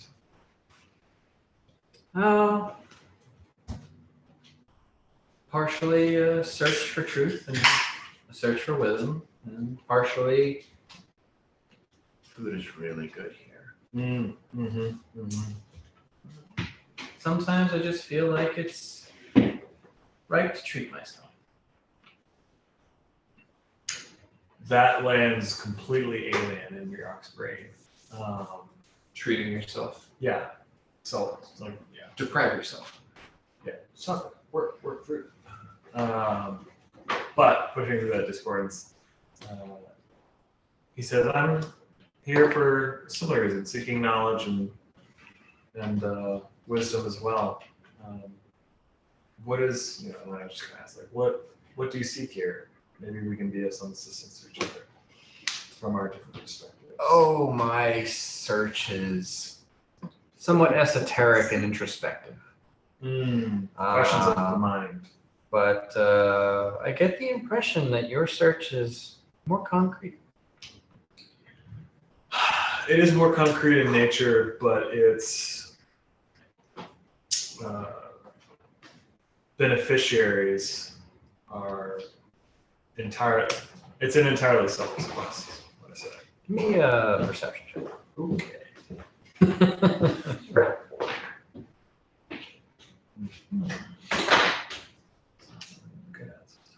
Better roll than that.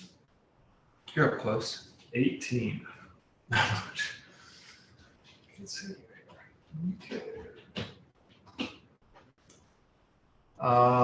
Talking to this woman, she appears to be human, but you get a sense of poise and confidence that reminds you more of the Duchess than any human woman you've ever met. And beyond that, you notice that her irises are gold. Like her irises are flecks of gold around the black pupil of her eye. You've never seen anyone with eye color like that. Yeah, I'm going to do it. With that in mind, do I start to doubt, like, is she actually human, or is this just like a form that she's like? I mean, the people you've run into, like the dwarves were normal. Mort said something about giant blue people. All the staff are elementals or simulacra. The elf is ancient, and then there was the muse that you guys met, and that's not even like you met an angel. There are 7 muses. Yeah. The one you met was an entirely unique creature in the universe.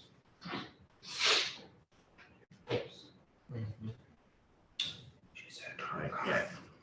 Euterpe, the muse, is the muse of plays and music. That's one right. It's fucking so good, dude. Okay. So it's more likely that you're going to run into someone exceptional or unusual here than just some dude. It's weird that there are 5 dwarves on vacation. Yeah, that's the oddity. Okay, gang, I've got a list of 417 possible prime numbers, starting at 5,003 and going to 74.99. We Basically, already it just goes up by 6 each time. Hold on. We know that the first number in the digit is 6. Yes, because I have 5 or more. He said more. Yeah. Okay. The Yeah. less So number that five. rules out anything below 6,000. Okay. That That's saves the us a drop. couple. Okay, well, if you're getting like it just goes up by 6 each time, you're wrong. How do you figure that? Because It's not a I'm prime looking number at the list of all the prime numbers between, and it's. I mean, I'll There's give you it's like 5003, 5009, 5011, 5021, 5023. Not by 6 every time. Oh, I guess I've got 21, 27. I don't have 23, which is probably prime as well, but everything I've chosen is a prime 5027 number. is not prime. Say that again. 5027 is not prime. So I don't know if you're doing the math wrong or if the formula breaks down after a certain point. If you're doing n squared plus n times plus 41, is that what you're using? No, I tried this other one first. It was just 6n minus 1. I checked it a couple times and just went with it. Well, I mean, so you did that math, like you did 400 math equations as we were just talking. Like manually by hand, no. How'd you get that? How'd you get all Even that? with a calculator, that's pretty quick. I have a spreadsheet. Oh, you fucking Excel son of a bitch. Oh, that's great. Well, anyways, point being, I think if Yanni did the math, he can just look at the list, the other thing, right? He knows the numbers. But he didn't do the math right. Jake didn't, but Yanni, right? Like, I mean, like he would. Well, I mean, the thing is, okay, here's where we're at. Jake did it, Uh-huh. and he's demonstrably wrong. Okay. Yanni can make an intelligence check and be more or less right than that. I think that gives us a pretty fucking good chance. All right, well, I mean, whatever way you want to slice it. I'm talking to a pretty lady with gold eyeballs. Yeah. I'm writing a play. But I did Times just Google Brad. primes Times between Brad. 1 and 10,000, and yeah, there's not that many in the number range we're looking for. We already found out that that's a book that we don't have access to. Well, I already told you that range has about 300 prime numbers in it. Here they are.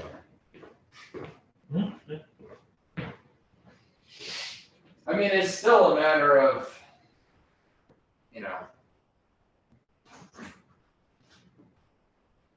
there's still some problems with you guys just going in there and putting in a bunch of prime numbers and seeing what happens. No, I mean, essentially, yeah. We need to know which one it is. Yeah.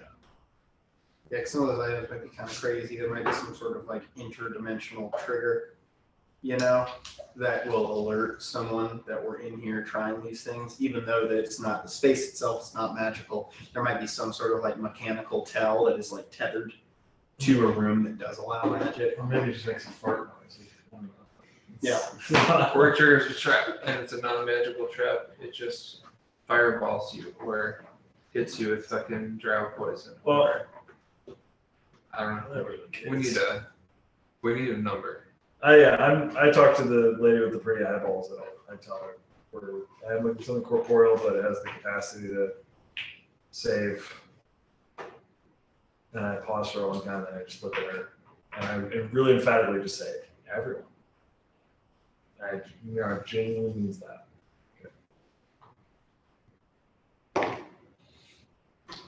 She leans in and she says, "You seem truly anchored in that belief. What is this horrendous threat?"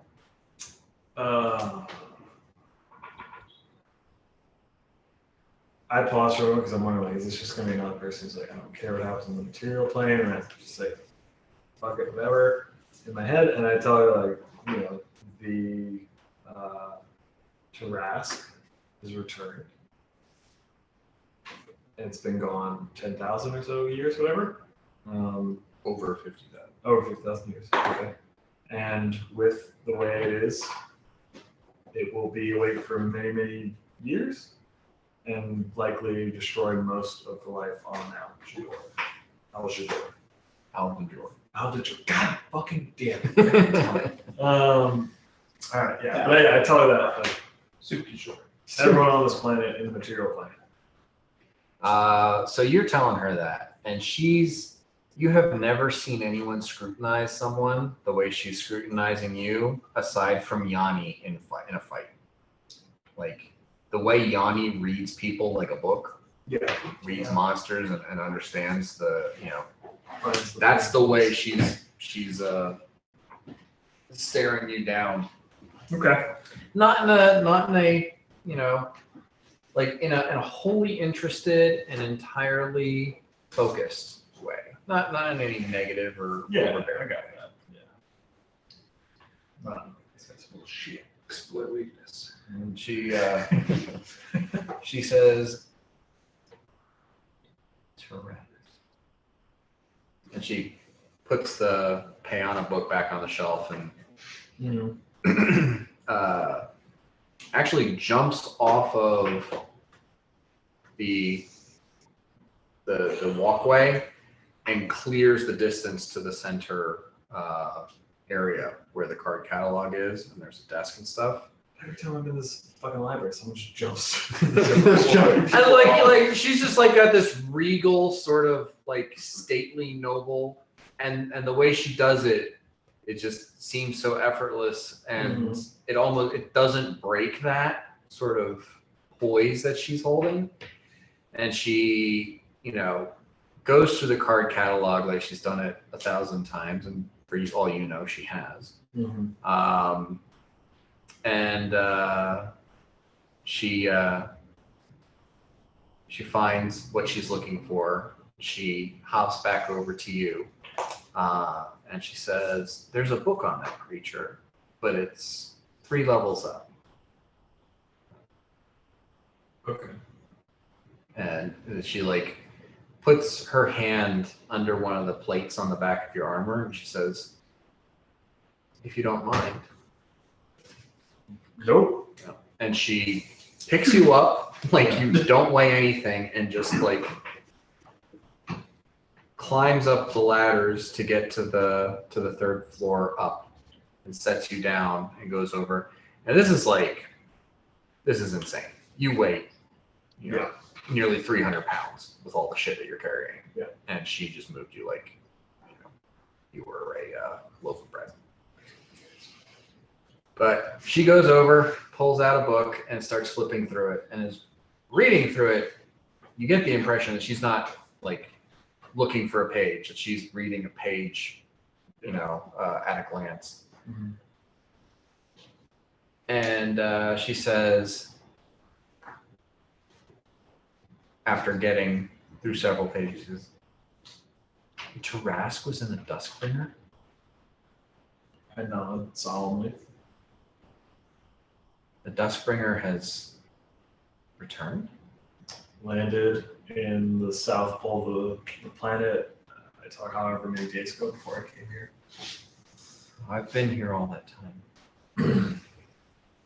And it is indeed dire. And there's something you're seeking for?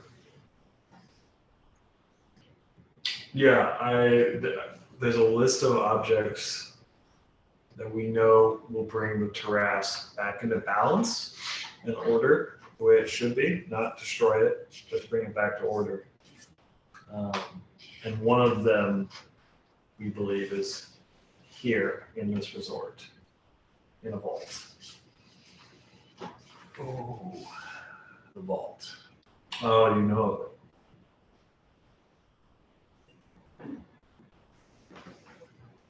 Being such as myself, when we want to vacation and really sort of stretch our wings out, we have to be very selective. Yeah. So I've been here many times in my lifetime, and yes, I've picked up quite a few little hints and notes about the nature of this place. I am aware of the vault, and it is one of the more securely guarded. Actually, it is the most securely guarded aspect of this place.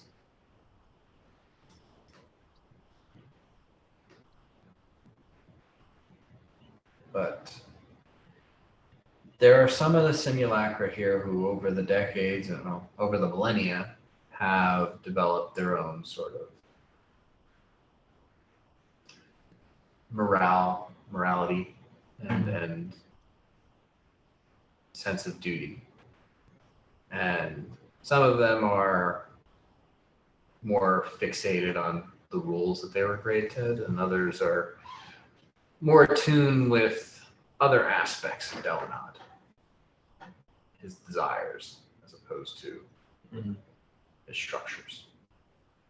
So if you know the right ones to speak to, you might be able to get a less guarded response. Okay. I thank her. Is she still flipping through the book? Well, when she stops talking to you and you seem to be in a moment of thought, she continues to look. Okay. What's that?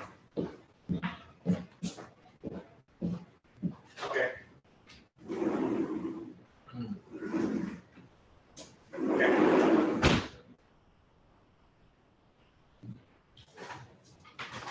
Did she imply she's been? No, that wasn't what she was implying. I thought she was saying she's been here the whole time. Deathbringer's been gone.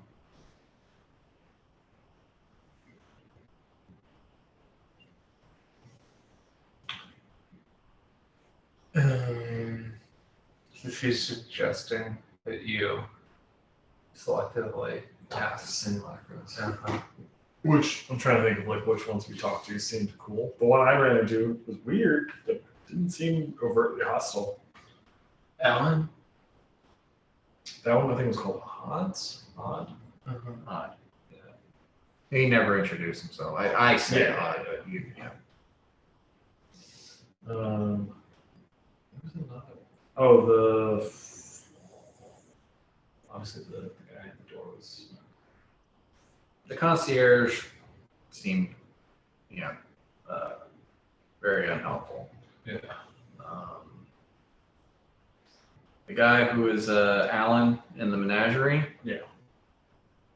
Didn't, Hoocher didn't really drill him for anything, or And the one in the library is the one I think of. He seemed very just kind of.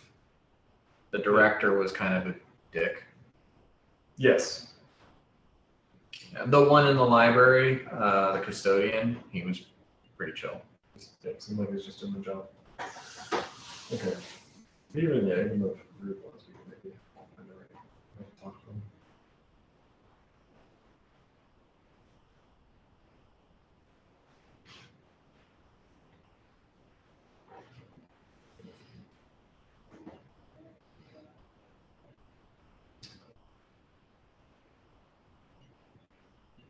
So you're in thought, and she Mhm. apparently finishes the book, and then she says, "So this Tarask beast is in Kleshadar?" Kleshadar is the southern continent. Yes. Yeah. That might give some time. Some. Hopefully enough.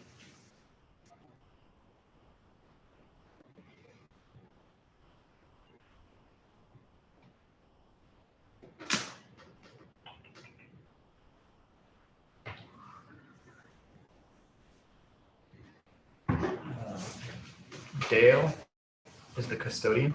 Mm-hmm. He knows the entirety of the retreat in and out. It's apparently his task to maintain it. So that makes sense. He's not forthcoming, but he's not as tightly wound as Dalen is. The concierge. Is a concierge.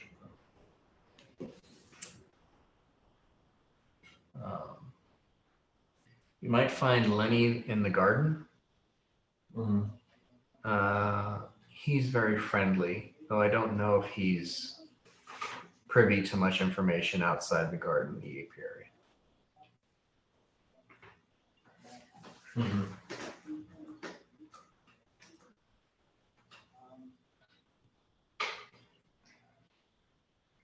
Dee Dee is extremely friendly, but I doubt she knows anything. And where is she? She's in the aquarium. Yeah. She kind of creeps me out. Okay. What does she do? Like, what's her function? She's the mermaid. Oh. Okay.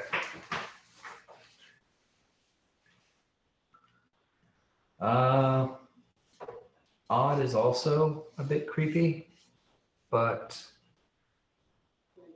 if you pique his curiosity, you might be able to get somewhere with him. Though it's rare to find him in the unguarded spaces of the retreat. Okay. And then I ask her who, like, what does he do? What's his function? He's an alchemist, but he also basically oversees the brewery. Okay. I pause and I nod. Creepy alchemist guarded spaces. I think I know him. I would avoid Al in the gymnasium. I would avoid the gymnasium. Okay. Noted.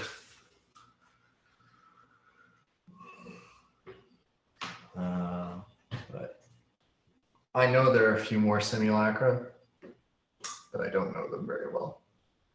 Okay. I mean, it's a good primer.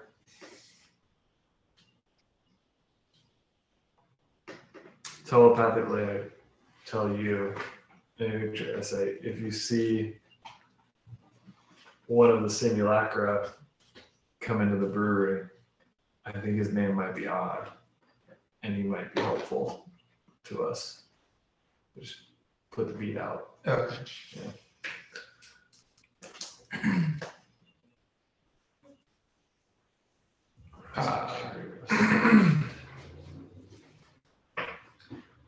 I, with no charisma and gregariously sing a shanty back to you.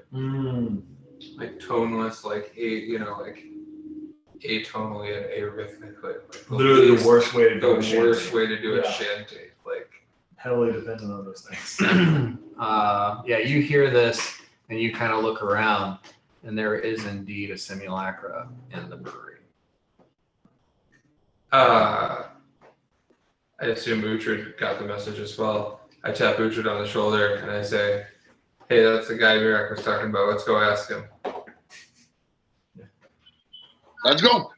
I tell you, Actually, no. there are 3 simulacra in the brewery. Oh, fuck. Well, I tell you, he's pique his curiosity.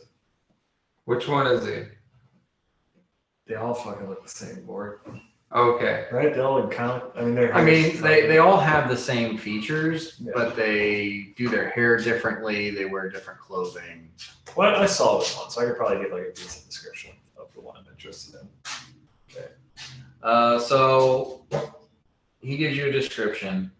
One of them is, matches that description. Got a short brown hair, handlebar mustache, black and red robes with silver trim. That's Okay. the one that he describes to you, and that's one of them. Another one has short brown hair, trim beard. He's wearing like a tan leather apron and tool belt. He's got like heavy black work boots on. And then the third is Uhtred recognizes that's the guy that runs the menagerie. And he's He's got long, like graying brown hair and a ponytail. He's got thick mutton chops, and he's got like a heavy canvas outfit with a red chest with black sleeves and legs. And he's got a utility belt with a bunch of pouches and little bags and things hanging off of it. And the one who runs Menagerie, what's his name? Alan. Alan. That's the one she told us not to talk to. No, she said not the gymnasium guy. Oh, it's Alan. Everything okay? The alternator failed on the RAV4. Oh, no. Francesca's stalled in the left lane of Tunnel Road. Oh no. So I think she just needs to call a tow truck and leave her hazards on, because the battery, radio's coming on, battery's working, but it stalls. All the warning lights came on. So Oh, it's probably no. the alternator. So I'm just gonna call her back and be like, I Googled some things, just like getting your alternator to fucking turn over one last time to fucking make that final push. If it's not fucking turning on. No, is cash still in the car? I do not know. Oh, that's not good. That sucks.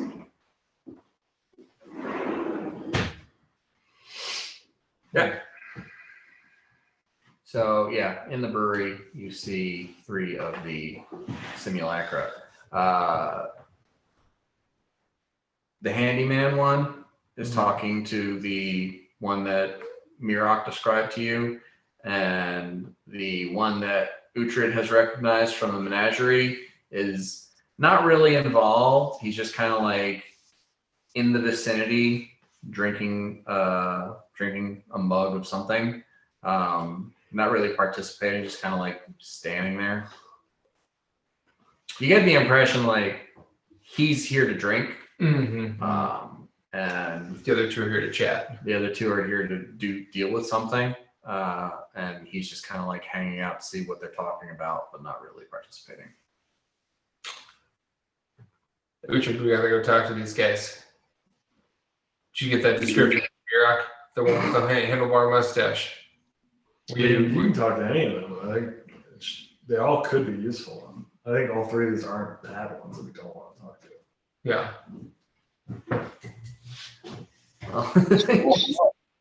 Yeah. His charisma is 1. My Christmas one. It's His is 7.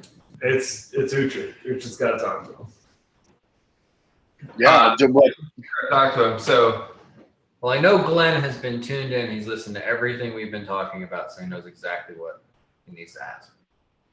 yeah, we gotta talk to these guys and figure out where the shackle things are. Yeah, I think we need to ask them indirectly. Like, figure out what they're into and then see if we can leverage that. Uhtred and I walk up together to these guys, and the kind of wallflowery guy here that's clearly here to drink and not talk to these dudes, Alan, off to the side. I sort of uncharismatically sort of cringe over to him and go, Alan, cheers, mate. I give him a little clink, and I look into my beer and I drink it, and I kind of look at Alan, I give him a nod. Give me, do you have any ranks in diplomacy? No. Okay, so just roll a d20 and -5. It's gonna be a -2. He looks over at you and he's like, he like taps your mug. Just no real response, you know. His Yeah. name's his name's Alan.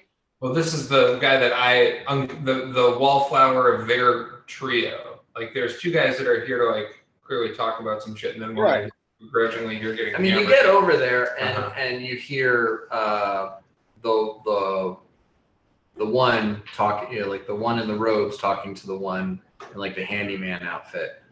Like, I need the kettles to get to exactly 160 degrees. Mhm. And they're varying by at least 4 degrees on the best days. And the other one's like, well, unless you want to get into a complex, arcane item, if you just want to use the standard heating methods, you're not going to get that precise number. And he's like, well, maybe we need to get into an arcane. Like, he's obviously like, this is how I want to brew this, and this is how it has to be. And the other guy is like, not in the budget, buddy. Mm-hmm. Or you're going to have to cut some quarters to make it in the budget. Yeah, the real talk. And there's also like 17 years ago, you wanted it to be exactly 173 degrees. Now you're saying you want it 160. We can't just change this every couple of decades because you want it to happen. Right? So they're talking brass tacks. Yeah.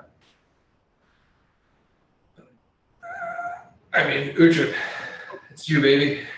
Yeah, I think I'm just torn on how Uhtred would direct his questions. I know I need to be subtle or whatever and like kind of get it out of him, but go for it.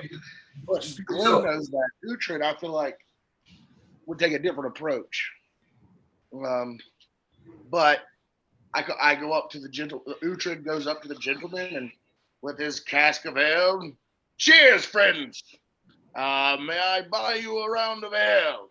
We're gonna kill him with kindness. We're gonna get him beat here.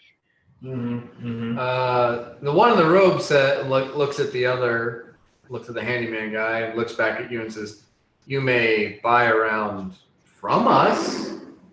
We are the purveyors here." The fine ale you have, an ale I drink frequently. All right. She's all right. I'm just gonna call it a truck. I can't do anything right now. I'm just gonna make some texts because I'm not going to work tomorrow until I get weeks.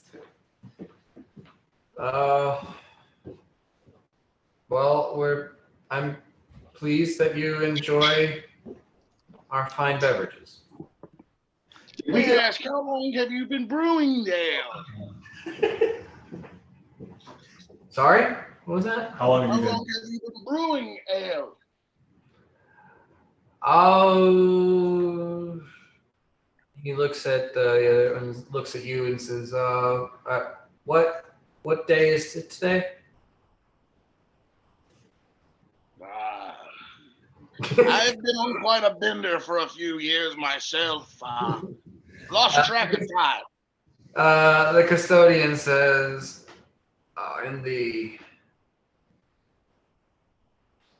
in our old calendar would be, and he rattles off some strange words that make no sense to Uhtred. And the guy in the robe says, then that would be 64,523 years, 3 months, and 26 days. And then he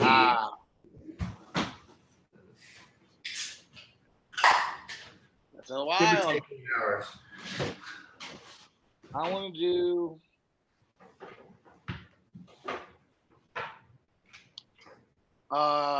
Shit, I don't know what to ask this guy. 64,000 and 10 Yeah, 64,000.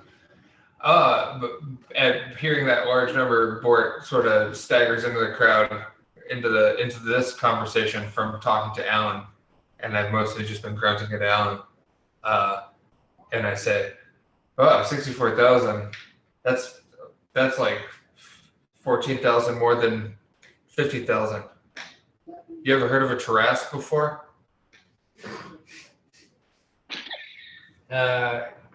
He looks at you. Give me another diplomacy check. 0, because it's at a -5 and I rolled a 5. Or wait, yeah, diplomacy, exactly. Looks at you. He looks at the custodian guy. The custodian guy looks at you and then looks back at the rogue guy. And like, and then they just don't answer and continue on their own conversation. That's all I got. I'm not charismatic. I'm zero I mean, it's diplomacy. tricky. It's like, how do you? What are the questions? Keep going, Uhtred. Yeah, You hear a voice in their head if you want to participate. Well, yeah, I'm just. No, go ahead, Glenn. I mean, I'm just gonna get a Tarask. What is that? Give me a diplomacy check. Well, that's a 12. I don't have anything in diplomacy, so what do I add? You subtract 2. Okay, a 10.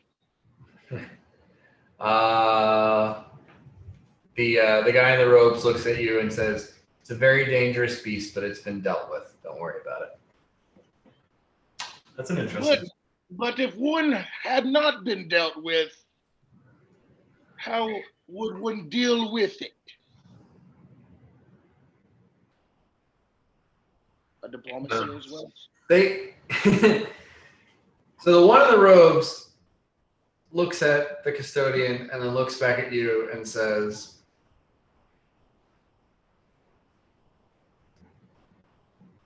"You're not just going to walk away, are you?"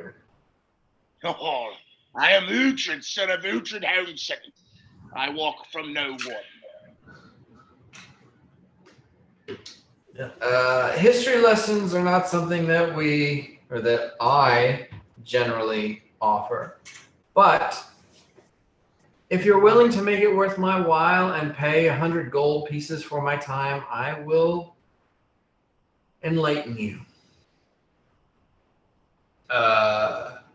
Is he only talking to Uhtred? I mean, I'm He's charismatic. he's talking to Uhtred. Uh-huh. You're there. 100 gold pieces, huh? Want to make it interesting? He is curious. He looks. I don't see how a history lesson about a exiled monster would be incredibly interesting to the likes of the two of you. What are you suggesting? I'm very interested in Tarask, and I'm also interested in gambling. I think it's really cool. I'll wager my 100 gold pieces for your history lesson that I can give you a current events lesson that will flip your wig, old man. Yeah, you know something he doesn't know. Is it raining? Yeah, she's like pouring out there. Oh no, and she's stranded? No. So she just sent me a photo. She's chilling at a Waffle House. She made the turn a lot further than was indicated in our initial phone call. She just sent me a photo. She's just ass end out. And just because it's pouring here doesn't mean That's also true. He says, "I don't care at all for gambling." Oh, come on.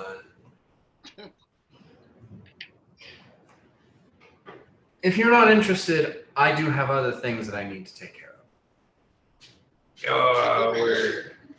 Uhtred, yeah, what do you got, buddy? Yeah, I give him 100 gold and speak your mind. The lesson begins. All right. Okay, you give him 100 gold, and he starts going on about, it was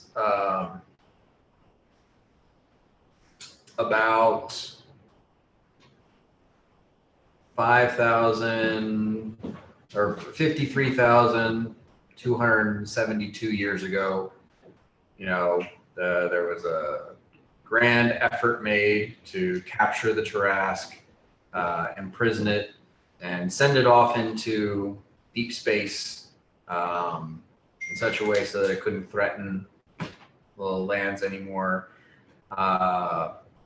He rattles off a couple of names that don't make any sense to you guys, and since it's Bort and Uhtred, I'm not going to say that you guys remember, write them down or anything. Not that it would matter. But yeah, no, he just basically gives you a Cliff Notes version of kind of slightly more firsthand knowledge than what Coin Spinner gave you. Mm-hmm. Like Coin Spinner was taking it from a text that he read, and you get the impression this guy heard this from someone who was there. Mm-hmm. Odd. Mr. Odd, is it? My name is Odd, yes. Odd, yes. My name is Bort. What if I were to tell you that everything you said was true? And I like a really inopportune pause. You know what I mean? Like the worst like cadence of conversation. And the Tarrasque is back. How And Oh, we are the ones that are going to vanquish it from this realm for another 50,000 years. I want you guys just to imagine these two looking at Bort and Uhtred. We will be the ones to vanquish. Mm-hmm. Mm-hmm. It's not like we're still on track. I would say, And we are on a quest for some magical items that will aid us in vanquishing the Tarrasque. What would you say to that, Mr. Odd Sir? Listen, what? More time on help, Sorry. and that's how we Just got too good a awful charisma for Bort to do. I would say that I am glad that I am not on the prime material plane. Of course. No. It's a Christmas Well, I was worried you were going to say something like that, but we live on the prime material plane. We're very interested in, keeping it prime and material and mostly plains and mountains and such. Do you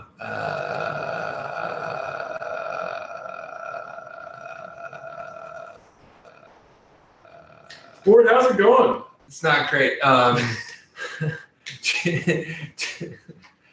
you want You know where any of these items may be. He doesn't even.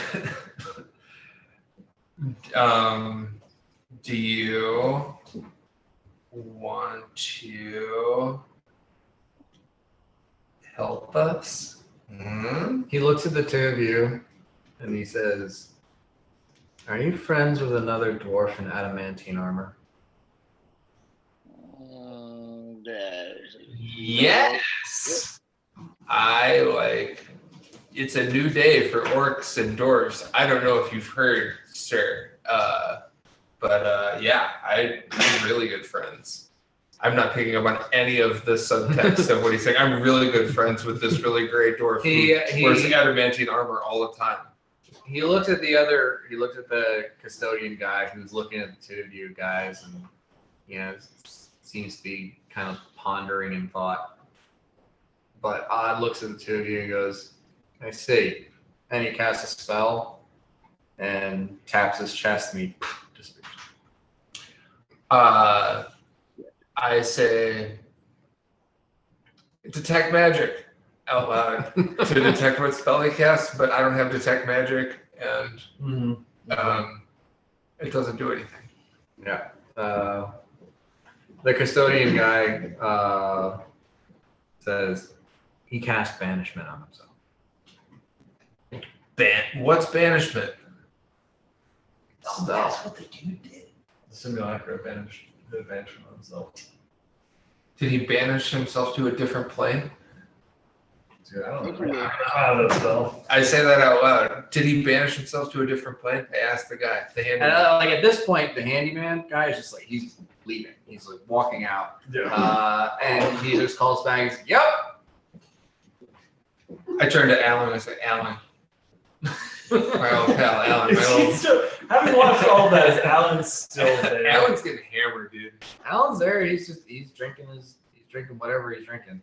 Alan, do you hang out? Alan. Are these like your friends? Are these your boys? They're my duplicates. Yeah, but I mean, are you like the exact same as them? No. Well, I have mutton chops. I know. They really suit you. Do you want to help us with the whole Tarrasque thing, man? You like weird animals, right? he like drinks the rest of his mug, slams it down on the counter, and says, "Nope."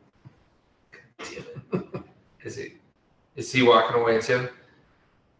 He's He's going behind the bar. It looks like he's going to get another drink. Thank God. Cool. Who should save him? I don't think it's Alex, you do me too. I give him one of these like like Uhtred would at Yeah, this he point. like looks and rolls his eyes at you, and then he like gives like a chin point nod to one of the water elementals who's actually bartending, and he goes over and pours you a mug, and Alan's just like kind of trying to distance himself from the two of you guys. All right, so that got us jack shit, but that's okay. At this point, Uhtred would get angry, start break something. Yeah, to be like, oh, give us information, because we're essentially just looking for numbers now, and I'm just trying to like rack my brain. Like, even if we had good charisma scores or whatever in that situation, it's like, how do we get a gardener? And yeah, like I don't know, just what are the Yeah, questions? what question do you ask? Yeah, I tried to wager. He doesn't like to gamble. Eh, I'm just gonna bet him the number. I wanted to just try to get him drunk and have him blurt some information out, but yeah.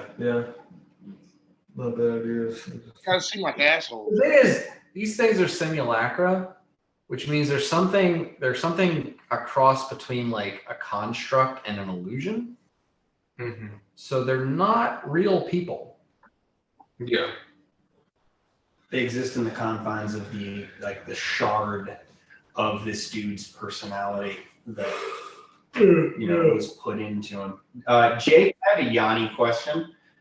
So Yanni was kind of working on figuring out the formulas, and I was just outside for a while, so I might be behind the times, but figuring out the formulas and stuff, and did come up with a list of numbers, correct? And I know that we have since verified that there's some issues with the formula past 5,027. But does Yanni feel confident that he has a good list of numbers? That's kind of where I've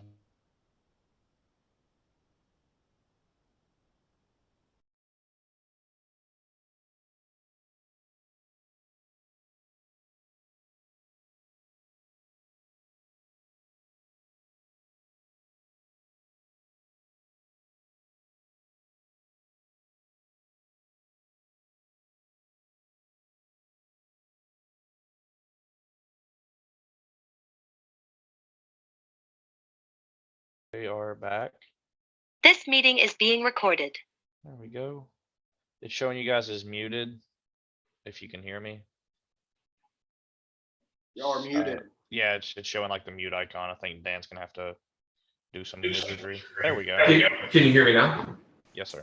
Okay, that was some kind of catastrophic thing that fixed itself. Cool for that. I don't know what you guys heard. I was kind of just yammering. Mhm. I'll start over. So I think I have a list now. That's kind of what I was working on while Uhtred and Bort were at the bar there. Assuming the range is from 6,000 to 7,500, I've got a list that is 167 numbers long, starting at 6,007, then going to 7,499. If Dan, if you want to verify a couple with me or Sure. something. So 6,007, 6,011, 6,029, 37, 43, 47, 53. I'm gonna stop there. I think Okay. Yeah, all those are correct. okay. So How did you arrive at that? I think we got kinks worked out. I had to use both equations and then like compare. So that 6n plus, or it's a plus or minus, and it could be both or neither. So you have to like do some logics there. And the n squared plus n plus 41 gets you some numbers, but not all of them. It jumps quite a bit if you're using whole numbers. I didn't try to do any decimals or anything, but Wow. That number's dumb. Okay. Well, I mean, you probably have a set of numbers that may or may not work, or may not deliver you what you want. that's not a lot of granularity there. That's still a lot of numbers. I don't. We probably can't do Sleeping Friend again to help that list any. I don't think. I think we got the most we can out of it. Like, you know, by the time we got to question number 7, it seemed like the sleeping friend was just rather stumped. Yeah. Down to come together and figure out if we can kind of ask better questions. But my guess would be we've got. So I guess, you know, the other fly in the ointment is like, how do we get back? Right? Like, even if we do have the number, which we don't, but if we did, how do we even get to a position to use it? So. I mean,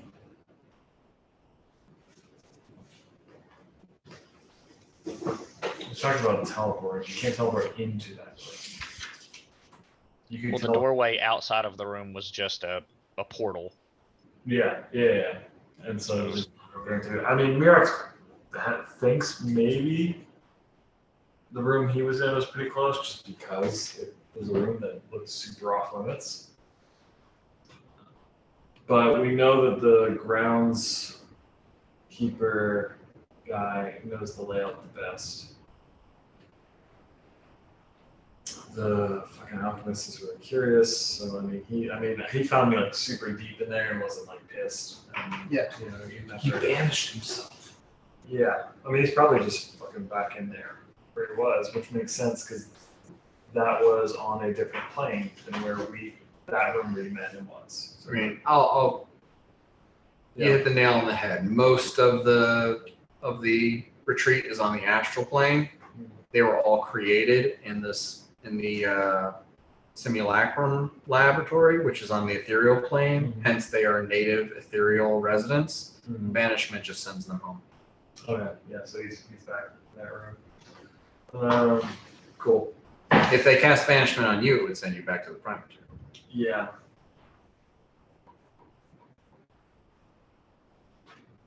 So just to narrow it down, though, we do not feel comfortable with trying 147 numbers? If we were able to get to the room, do we feel comfortable with trying 147 numbers?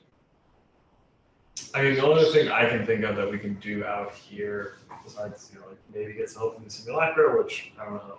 All right, so before we continue any further, are you all going to Largo's room to have this conversation? Because you can't have it with Largo outside with two separate time spaces. Sure, yeah.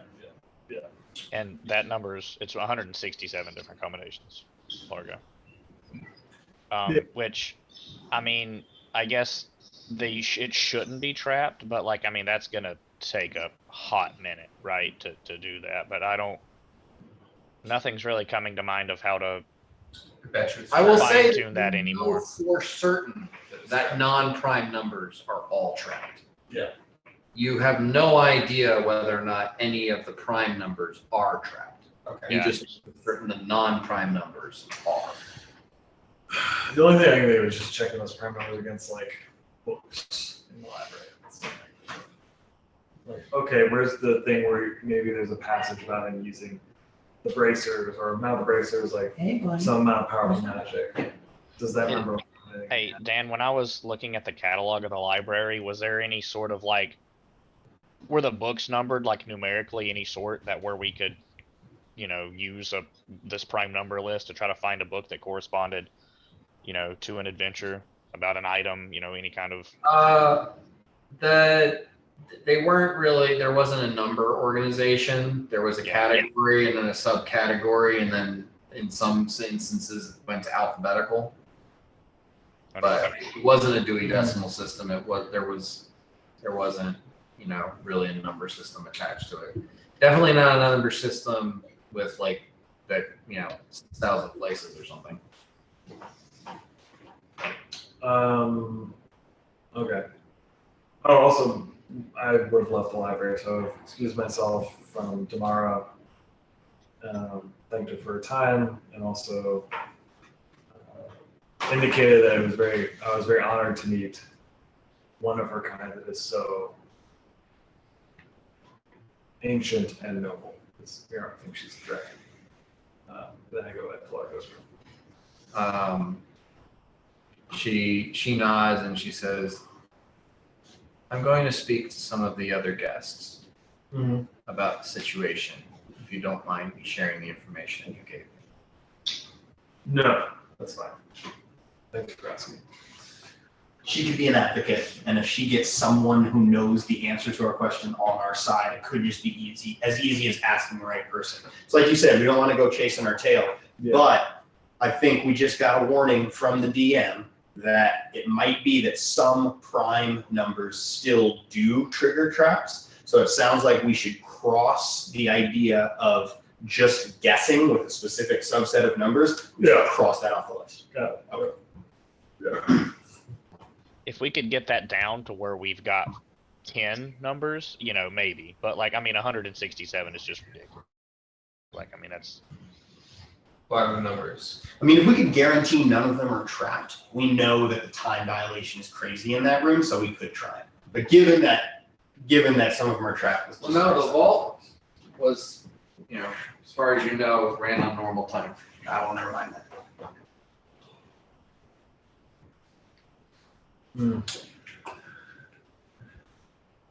Dragon Lady asking questions. That's a good positive. Are you going to do anything before Largo gets his mojo back? Because like a couple of hours have passed, which for Largo is like 2 days.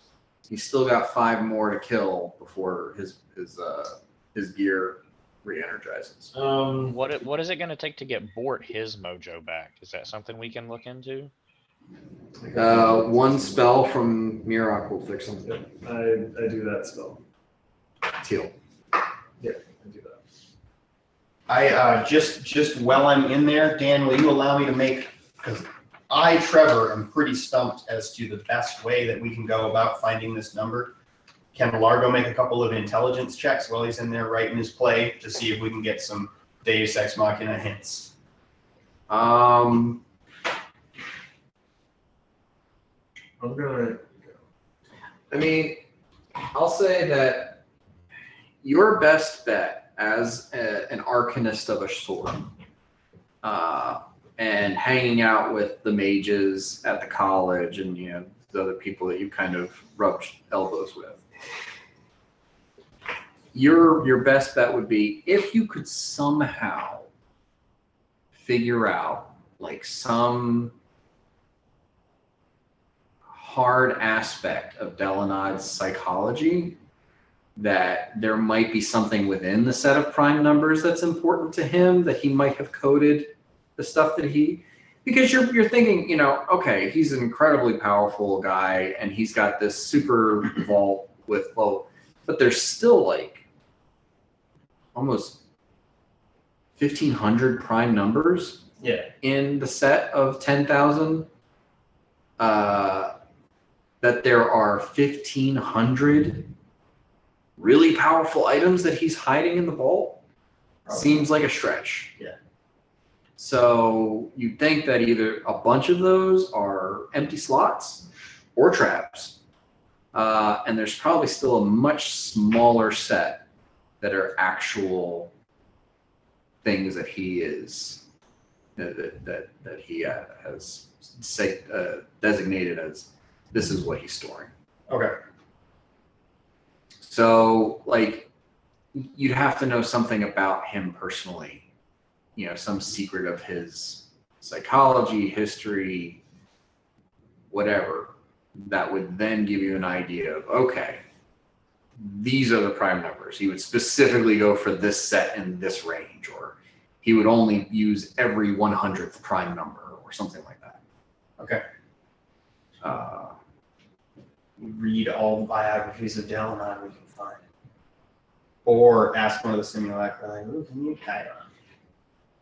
Again, it's a lot.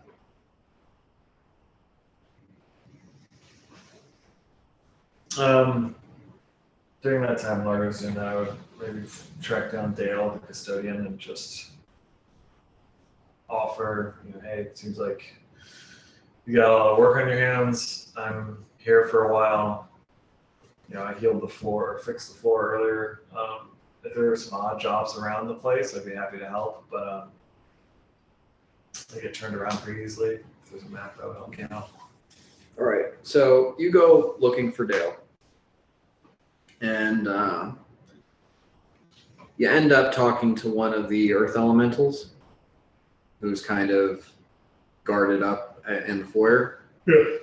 And he says he'll go and see if he can find him for you. After a couple of hours, Dale does come. Where are you asking him to meet you? Grand Hall. So after a couple of hours, Dale shows up in the Grand Hall and says, I actually wanted to speak to you and your compatriots. Okay. All of them are in Largo's room, if you'd like to go there with us. Sure. He follows you over there, goes into Largo's room, and he says, the simulacra are not all of the same mind. While we might have started in similar positions over the millennia, we've grown into our own interests and perspectives.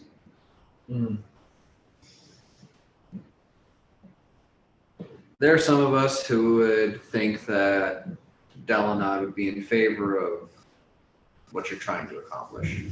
And there are some of us who don't care at all. But there's one that would definitely stand in your way. Dalen. No, Dalen's just an ass. Oh, okay. Dalen's just an ass. Well, he's a concierge, and he's trying to upkeep what he thinks a concierge should be, which means he shoved the broomstick all the way up his ass. Sure. Alan, dude. So, yeah. Just a guess. Leno is the overseer. He's got that big car full of garages. Big garage full of cars. Well, there used to be a set of tools that the simulacra could use to do the things that they wanted to do. And Leno was the person who was kind of there to facilitate all of our activities. But when Delanad left, he decided he was in charge. And he took all the magic items for himself. And he's trying to figure out how to get into the vault and get the rest of Delanad's belongings. Right, that makes sense. Right, he wants to stop us. And most of us think that he has gone off the reservation. And he needs to be stopped. However, none of us are willing to risk ourselves in dealing with him. Because it is a very expensive process to fix any damage that is done to us. And we're barely holding on with the fees that we collect from running the retreat. And for Largo and Mirak, you understand that to fix one hit point of damage to a simulacra costs 100 gold pieces. Nope, that makes sense. I think I took your money. Dude, the roses and the simulacra taking out Leno. I don't agree on this at all. Dan, could I use sense motive and Yeah. just to get a sense of the genuinity here? Sorry? Could I do a sense motive as this is ongoing? Sure, sure. Just to see if I believe that everything's kosher. Didn't roll well. 32. He seems genuine. There's a bit of detachment there. Like he's not invested entirely, but you don't get the sense that he's lying to you. There's one way or another, you'd have to get through Leno to get to the vault. He should be in the sanctum, and he's trying to figure out how to get into the vault, and he also wants to know what specific item numbers would grant him access to the things he wants. our info and his info will give us. Would you be willing to get us to the sanctum? I can direct you to the sanctum. You'd have to speak with the Memoriam to be granted entrance. And the Memoriam also knows everything that's in the vault and what all of the item numbers are. Okay.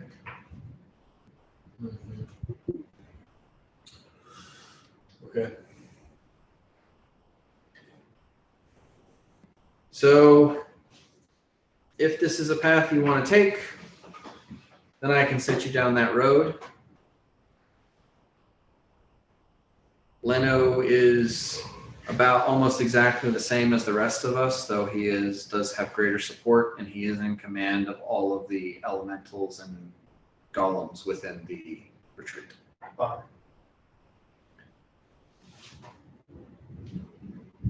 So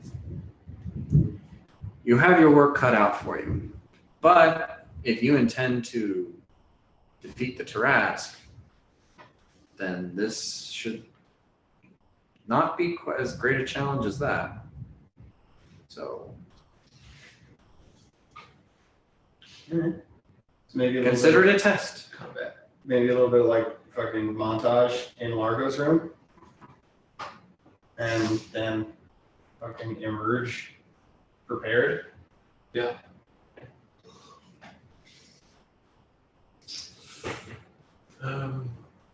Yeah. I mean, I think that's our best path forward. I mean, we don't really have anything else. I will tell you that Dalanod was focused on evocation and illusion magic, and so are the rest of us. Leno will probably employ very similar aspects. And you'll probably have to deal with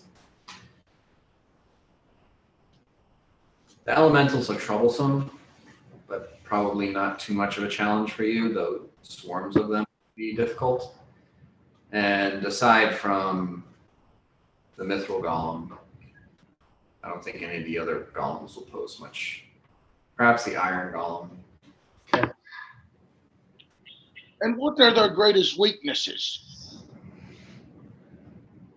Good question. He looks at the group of you and stares at Uhtred and Yanni, probably the two of you. Yes. Marshals. But more so me than him, I would imagine.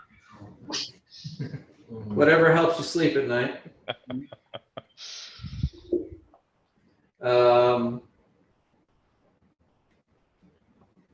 Yeah, the mithril golem, I would, if you have the slow spell, that works against them. But any other magic will probably just be more wasting time than anything else. I ain't got slow. The iron golem, electricity. I have electricity.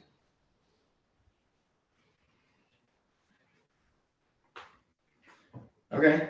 So that negates the need to like go get more books from the library and do research during the course of the next week. Yeah. Largo's room is covered in just sheets of paper with scribbles you can't read on them. And there's like weird little construction paper, like cutout paper dolls of like what appear to be like dogs. What you do with that information what you want. And have you said that you're writing a play to anyone? Or No. did you come in and we just think, wow, It's just this like, is what the a ton of fuck is going on? research. Now you do see like a bunch of pillows stacked up and then like a sheet that kind of looks like and then like a lot of like the dog paper cutouts are like in that area. Yeah, I immediately stopped thinking it's research. And I'm just Like I'm blocking, yeah. you know? Yeah. He's been in here a while, right? So for a couple days he was like, focus, focus, focus, focus, focus. And then he's like, and he wrote a play. And if you'd like to hear about it, Yeah. all you need to do is hint that it might be somewhat interesting to you. And he is bursting. but only after we have a comfortable way forward. I mean, yeah, I think the Leno route is most direct. And we get to do, it's a big badass battle, and you're level 17, and swarms of elementals sound pretty fucking badass. I hate you now. Do we have any? Yeah. I step on one of your little paper blocking things on accident, and then I look at it. I go, "What is this?" And then I ask all of you to sit down. Ford sits down. And I say, I have been working on a creative venture. And then I look at Mirror and I go, only after I thought as hard as my brain could think about the current situation we are in. I simply had too many days to fill. Do you know what I mean? Okay, Boris nodding. And then I proceed to regale you with the following tale. All right, so this is a 3-act play. Okay. I'm just going to give you a brief summary. It's a 3-act play. It's called The Plight of the Three Gnolls by Largo Etherspan, in which 3 gnolls named Chrismer, Jepsy, and Nerisol search individually to find a way to make each of their brothers, all of their brothers having the same name, that name is Een, the chief of their clan. So helping their brothers to become the chief of their clan. Not knowing that the other 2 are doing it, right? Okay. So each are not aware of the other 2's efforts, right? 3 different dudes named Een. They have separate plans to kill clan chief Einletz. They petition members of the tribal council to back Een, right? Each one of them goes up, hey, Een, you should be, like this guy's failing in health. I think Een should be the next clan chief, right? While plotting their individual assassination plans, right? It's kind of simultaneous. Like plotting how to assassinate the clan chief while also like going up to the tribal council and be like, hey, back Een. Sure. Right? They all end up sneaking into the chief's chamber to do their individual little murder plans at the same time, and they kind of bump into each other, right? And they realize that they're all in there to do the same fucking thing, right? And they're like, well, I'm here to help Een. Wait, you're here to help Een? I'm here to help Een. And they're like, oh my gosh, we're all here to help the same guy. So after a short discussion, thinking they are all intending to raise the same Een to chief, not realizing there are 3 different Eens, they combine their plans to murder, and they succeed. Right? During the tribal council meeting after the assassination of the chief, all members support Een, but it becomes known there are 3 Eens, and there's many different council members that support different Eens. Right? So the council starts to battle to the death. And they end up all killing each other, right? And then the lights fade, they come back up, and the 3 gnolls take the stage to deliver a speech about the importance of clear communication. The end. So yeah, it's like a comedy of errors. It's a Shakespearean play. It's a really shitty version. But it ends with almost like a self-aware, like it's a satire of itself. Oh yeah, and there's a chorus that's telling you what's actually going on the whole time. It's like a Shakespearean farce. It's a Shakespearean farce. The plight of the 3 gnolls. You should take that to the stage director. You should take it to the muse. Yes. Pitch it to the stage director. Crazy, and he says, "We don't have time to do that." Give me a performance check. All right. Is this a musical? No, it's not. So Okay. it's not going to be modified by my sing. Are you performing every part? No. I just it's a brief overview. If we're trapped in a room for like 3 days. Would just create an illusion of the And entire perform play the whole being. play. Yeah, that's pretty good. Okay, so 18 is the performance check. Okay. Pretty good. No dress rehearsal, just cold. Just Cold, and sometimes the illusion freezes while Largo's looking for a specific sheet of paper before the play goes on. Yeah. It's a better than average play. It's probably the best play that anybody in this group has seen aside from Yanni. Okay. Sure, Yanni has been dragged to some plays in his youth that were masterpieces. But the rest of you were like, well, no. I look right and I say that is the best play I've ever seen. Largo, would you be interested in performing this on the opening day of Odieland in the outskirts of Tarnholm? Okay, so one tier when Mirok says words, the other tier starts when Yanni starts to say words. And I go, I'm sorry, I can't. And I just go into my own little private bathroom for about 5 minutes. Yanni, I'm like, I don't know, I feel like his tier for you kind of devalued his tier for me because mine was nice and yours was dumb. I said, Wow. Damn, that's brutal. That's well Largo. Yanni's trying to make some kind of weird, hokey. Largo doesn't. Wow, I'm gonna have to kill you all in your sleep tonight. Wow. You're first, Mirok. We could have had an amazing amusement park. It's not gonna happen. You know why? No water feature. Not one stone boat ride. Get out of town. I'm gonna take this idea to the Nokiri Empire, and I don't want to hear you come crying to me when it takes off. When the Nokiri Empire invades Tarnholm and forces Tarnholm to be turned into an amusement park. I'm gonna call it Yanni Land. My culture is not your roller coaster. Okay. You've just become like Wario. But should I write the play? Yeah. 100%. Is Trevor asking or is Yeah, Trevor. Should I write the play? All right, yeah. I mean, I thought that was good. Okay. I mean, you did that in what, 5 minutes? Yeah, I think you can write Well, a play. 7. Yeah. Okay. Now that exists in my world. They're all named Ian. You're like, what the fuck are you doing? They're all named Ian. Okay. Yeah, so 9:45. If you guys are planning on, like, if you want to follow Dale's suggestion and fight Leno and get the information you need, all that shit, then we're probably not going to get into that debacle this evening. Is there anything else that you wanted to try to shore up before you do that?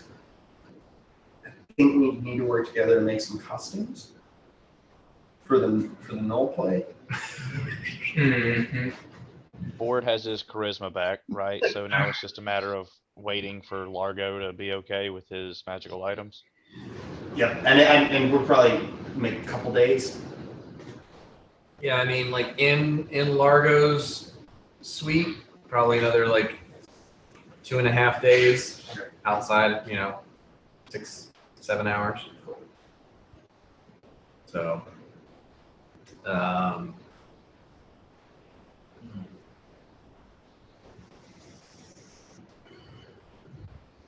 would hang out in the library and just read about the Trask. She Can read I- it, but I don't think she told me anything. So I think I'd read about Delma and just see if I didn't find anything useful. But other than that, I don't know. She said she was gonna go talk to other people, so I guess I just want to be present. Not in the room. as far as Delanot is concerned, you get the sense of a very self-interested person, though not necessarily like an evil person. Massive ego, pomp and circumstance. I think Megamind. Okay. It just really wants everyone to like him and tries to create these massive displays, or the rule for wizards creating sanctuary demiplanes is usually like secluded place or they keep all of their treasures, and this guy created a hotel resort. He wants other people to see how awesome he is. Evocation illusion is all about the display, all about that was the kind of person he is. You know, there were times where he was a dick and he just like took over a kingdom so he could get a certain magic item that he wanted. And there were other times where he rescued people and did really nice stuff. But it always seemed to be more about his legacy than any sort of moral compass. Yeah. Cool. And in that time, tomorrow, I'll see her in like 6-7 hours.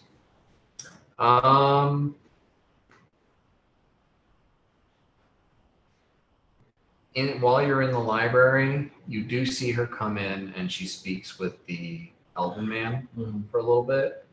And he seems to be more respectful and respectful to her than he was to you guys. But she doesn't come to you. She just like talks to him for a little bit. They seem to have a not, you know, a pleasant enough conversation. And then she heads back towards the door and like gives you a wink and then leaves. But she doesn't like approach you or discuss anything with you. Totally cool. You go back to Largo's room and we're good. Okay. So then we will, what we will do is we'll say that once Largo is up to snuff, you guys send for Dale, and he takes you out through the grand hall into the viewing room. And there is a secret door in the viewing room that leads them to the memoriam. And the memoriam is, you walk into a space and it's just this open plains that stretches out into the distance. And there's a mountain range off in one direction. There's a small cottage standing there. And you guys kind of explore around standing here, you realize like there's walls that you can't see. And what you see off in the distance is like an illusion or some strange trick or effect of perspective. And Dale does not follow you in here, but you kind of wander around for a little bit. When one of you eventually goes to the cottage,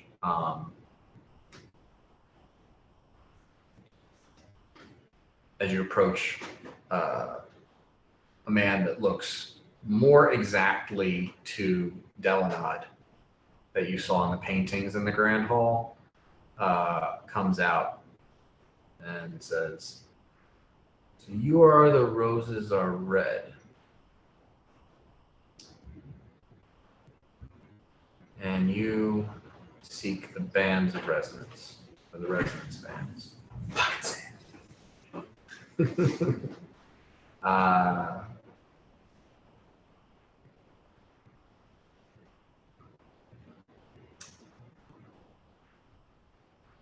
You wish to destroy the Tarask.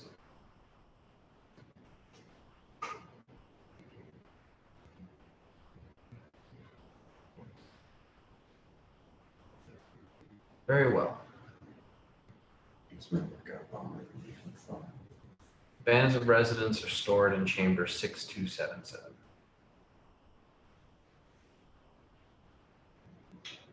And to get to the vault, once you enter the sanctum, you must lay in the master bed and whisper the code word Rutabaga. Rutabaga? Master bed? Rutabaga. Yeah. What? You said the number was 6227? Very straightforward. 6277. 6277. Okay, Yanni like looks at his papers and just like, fucking yes! Like, he's on this stupid ass list.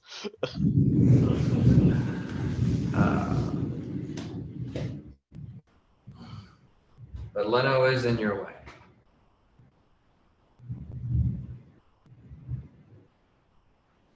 And he raises his hand and a door appears not far from the cottage. That will take you to the sanctum. And the sanctum's the room immediately before the vault. Maybe. I mean, that's where Leno is.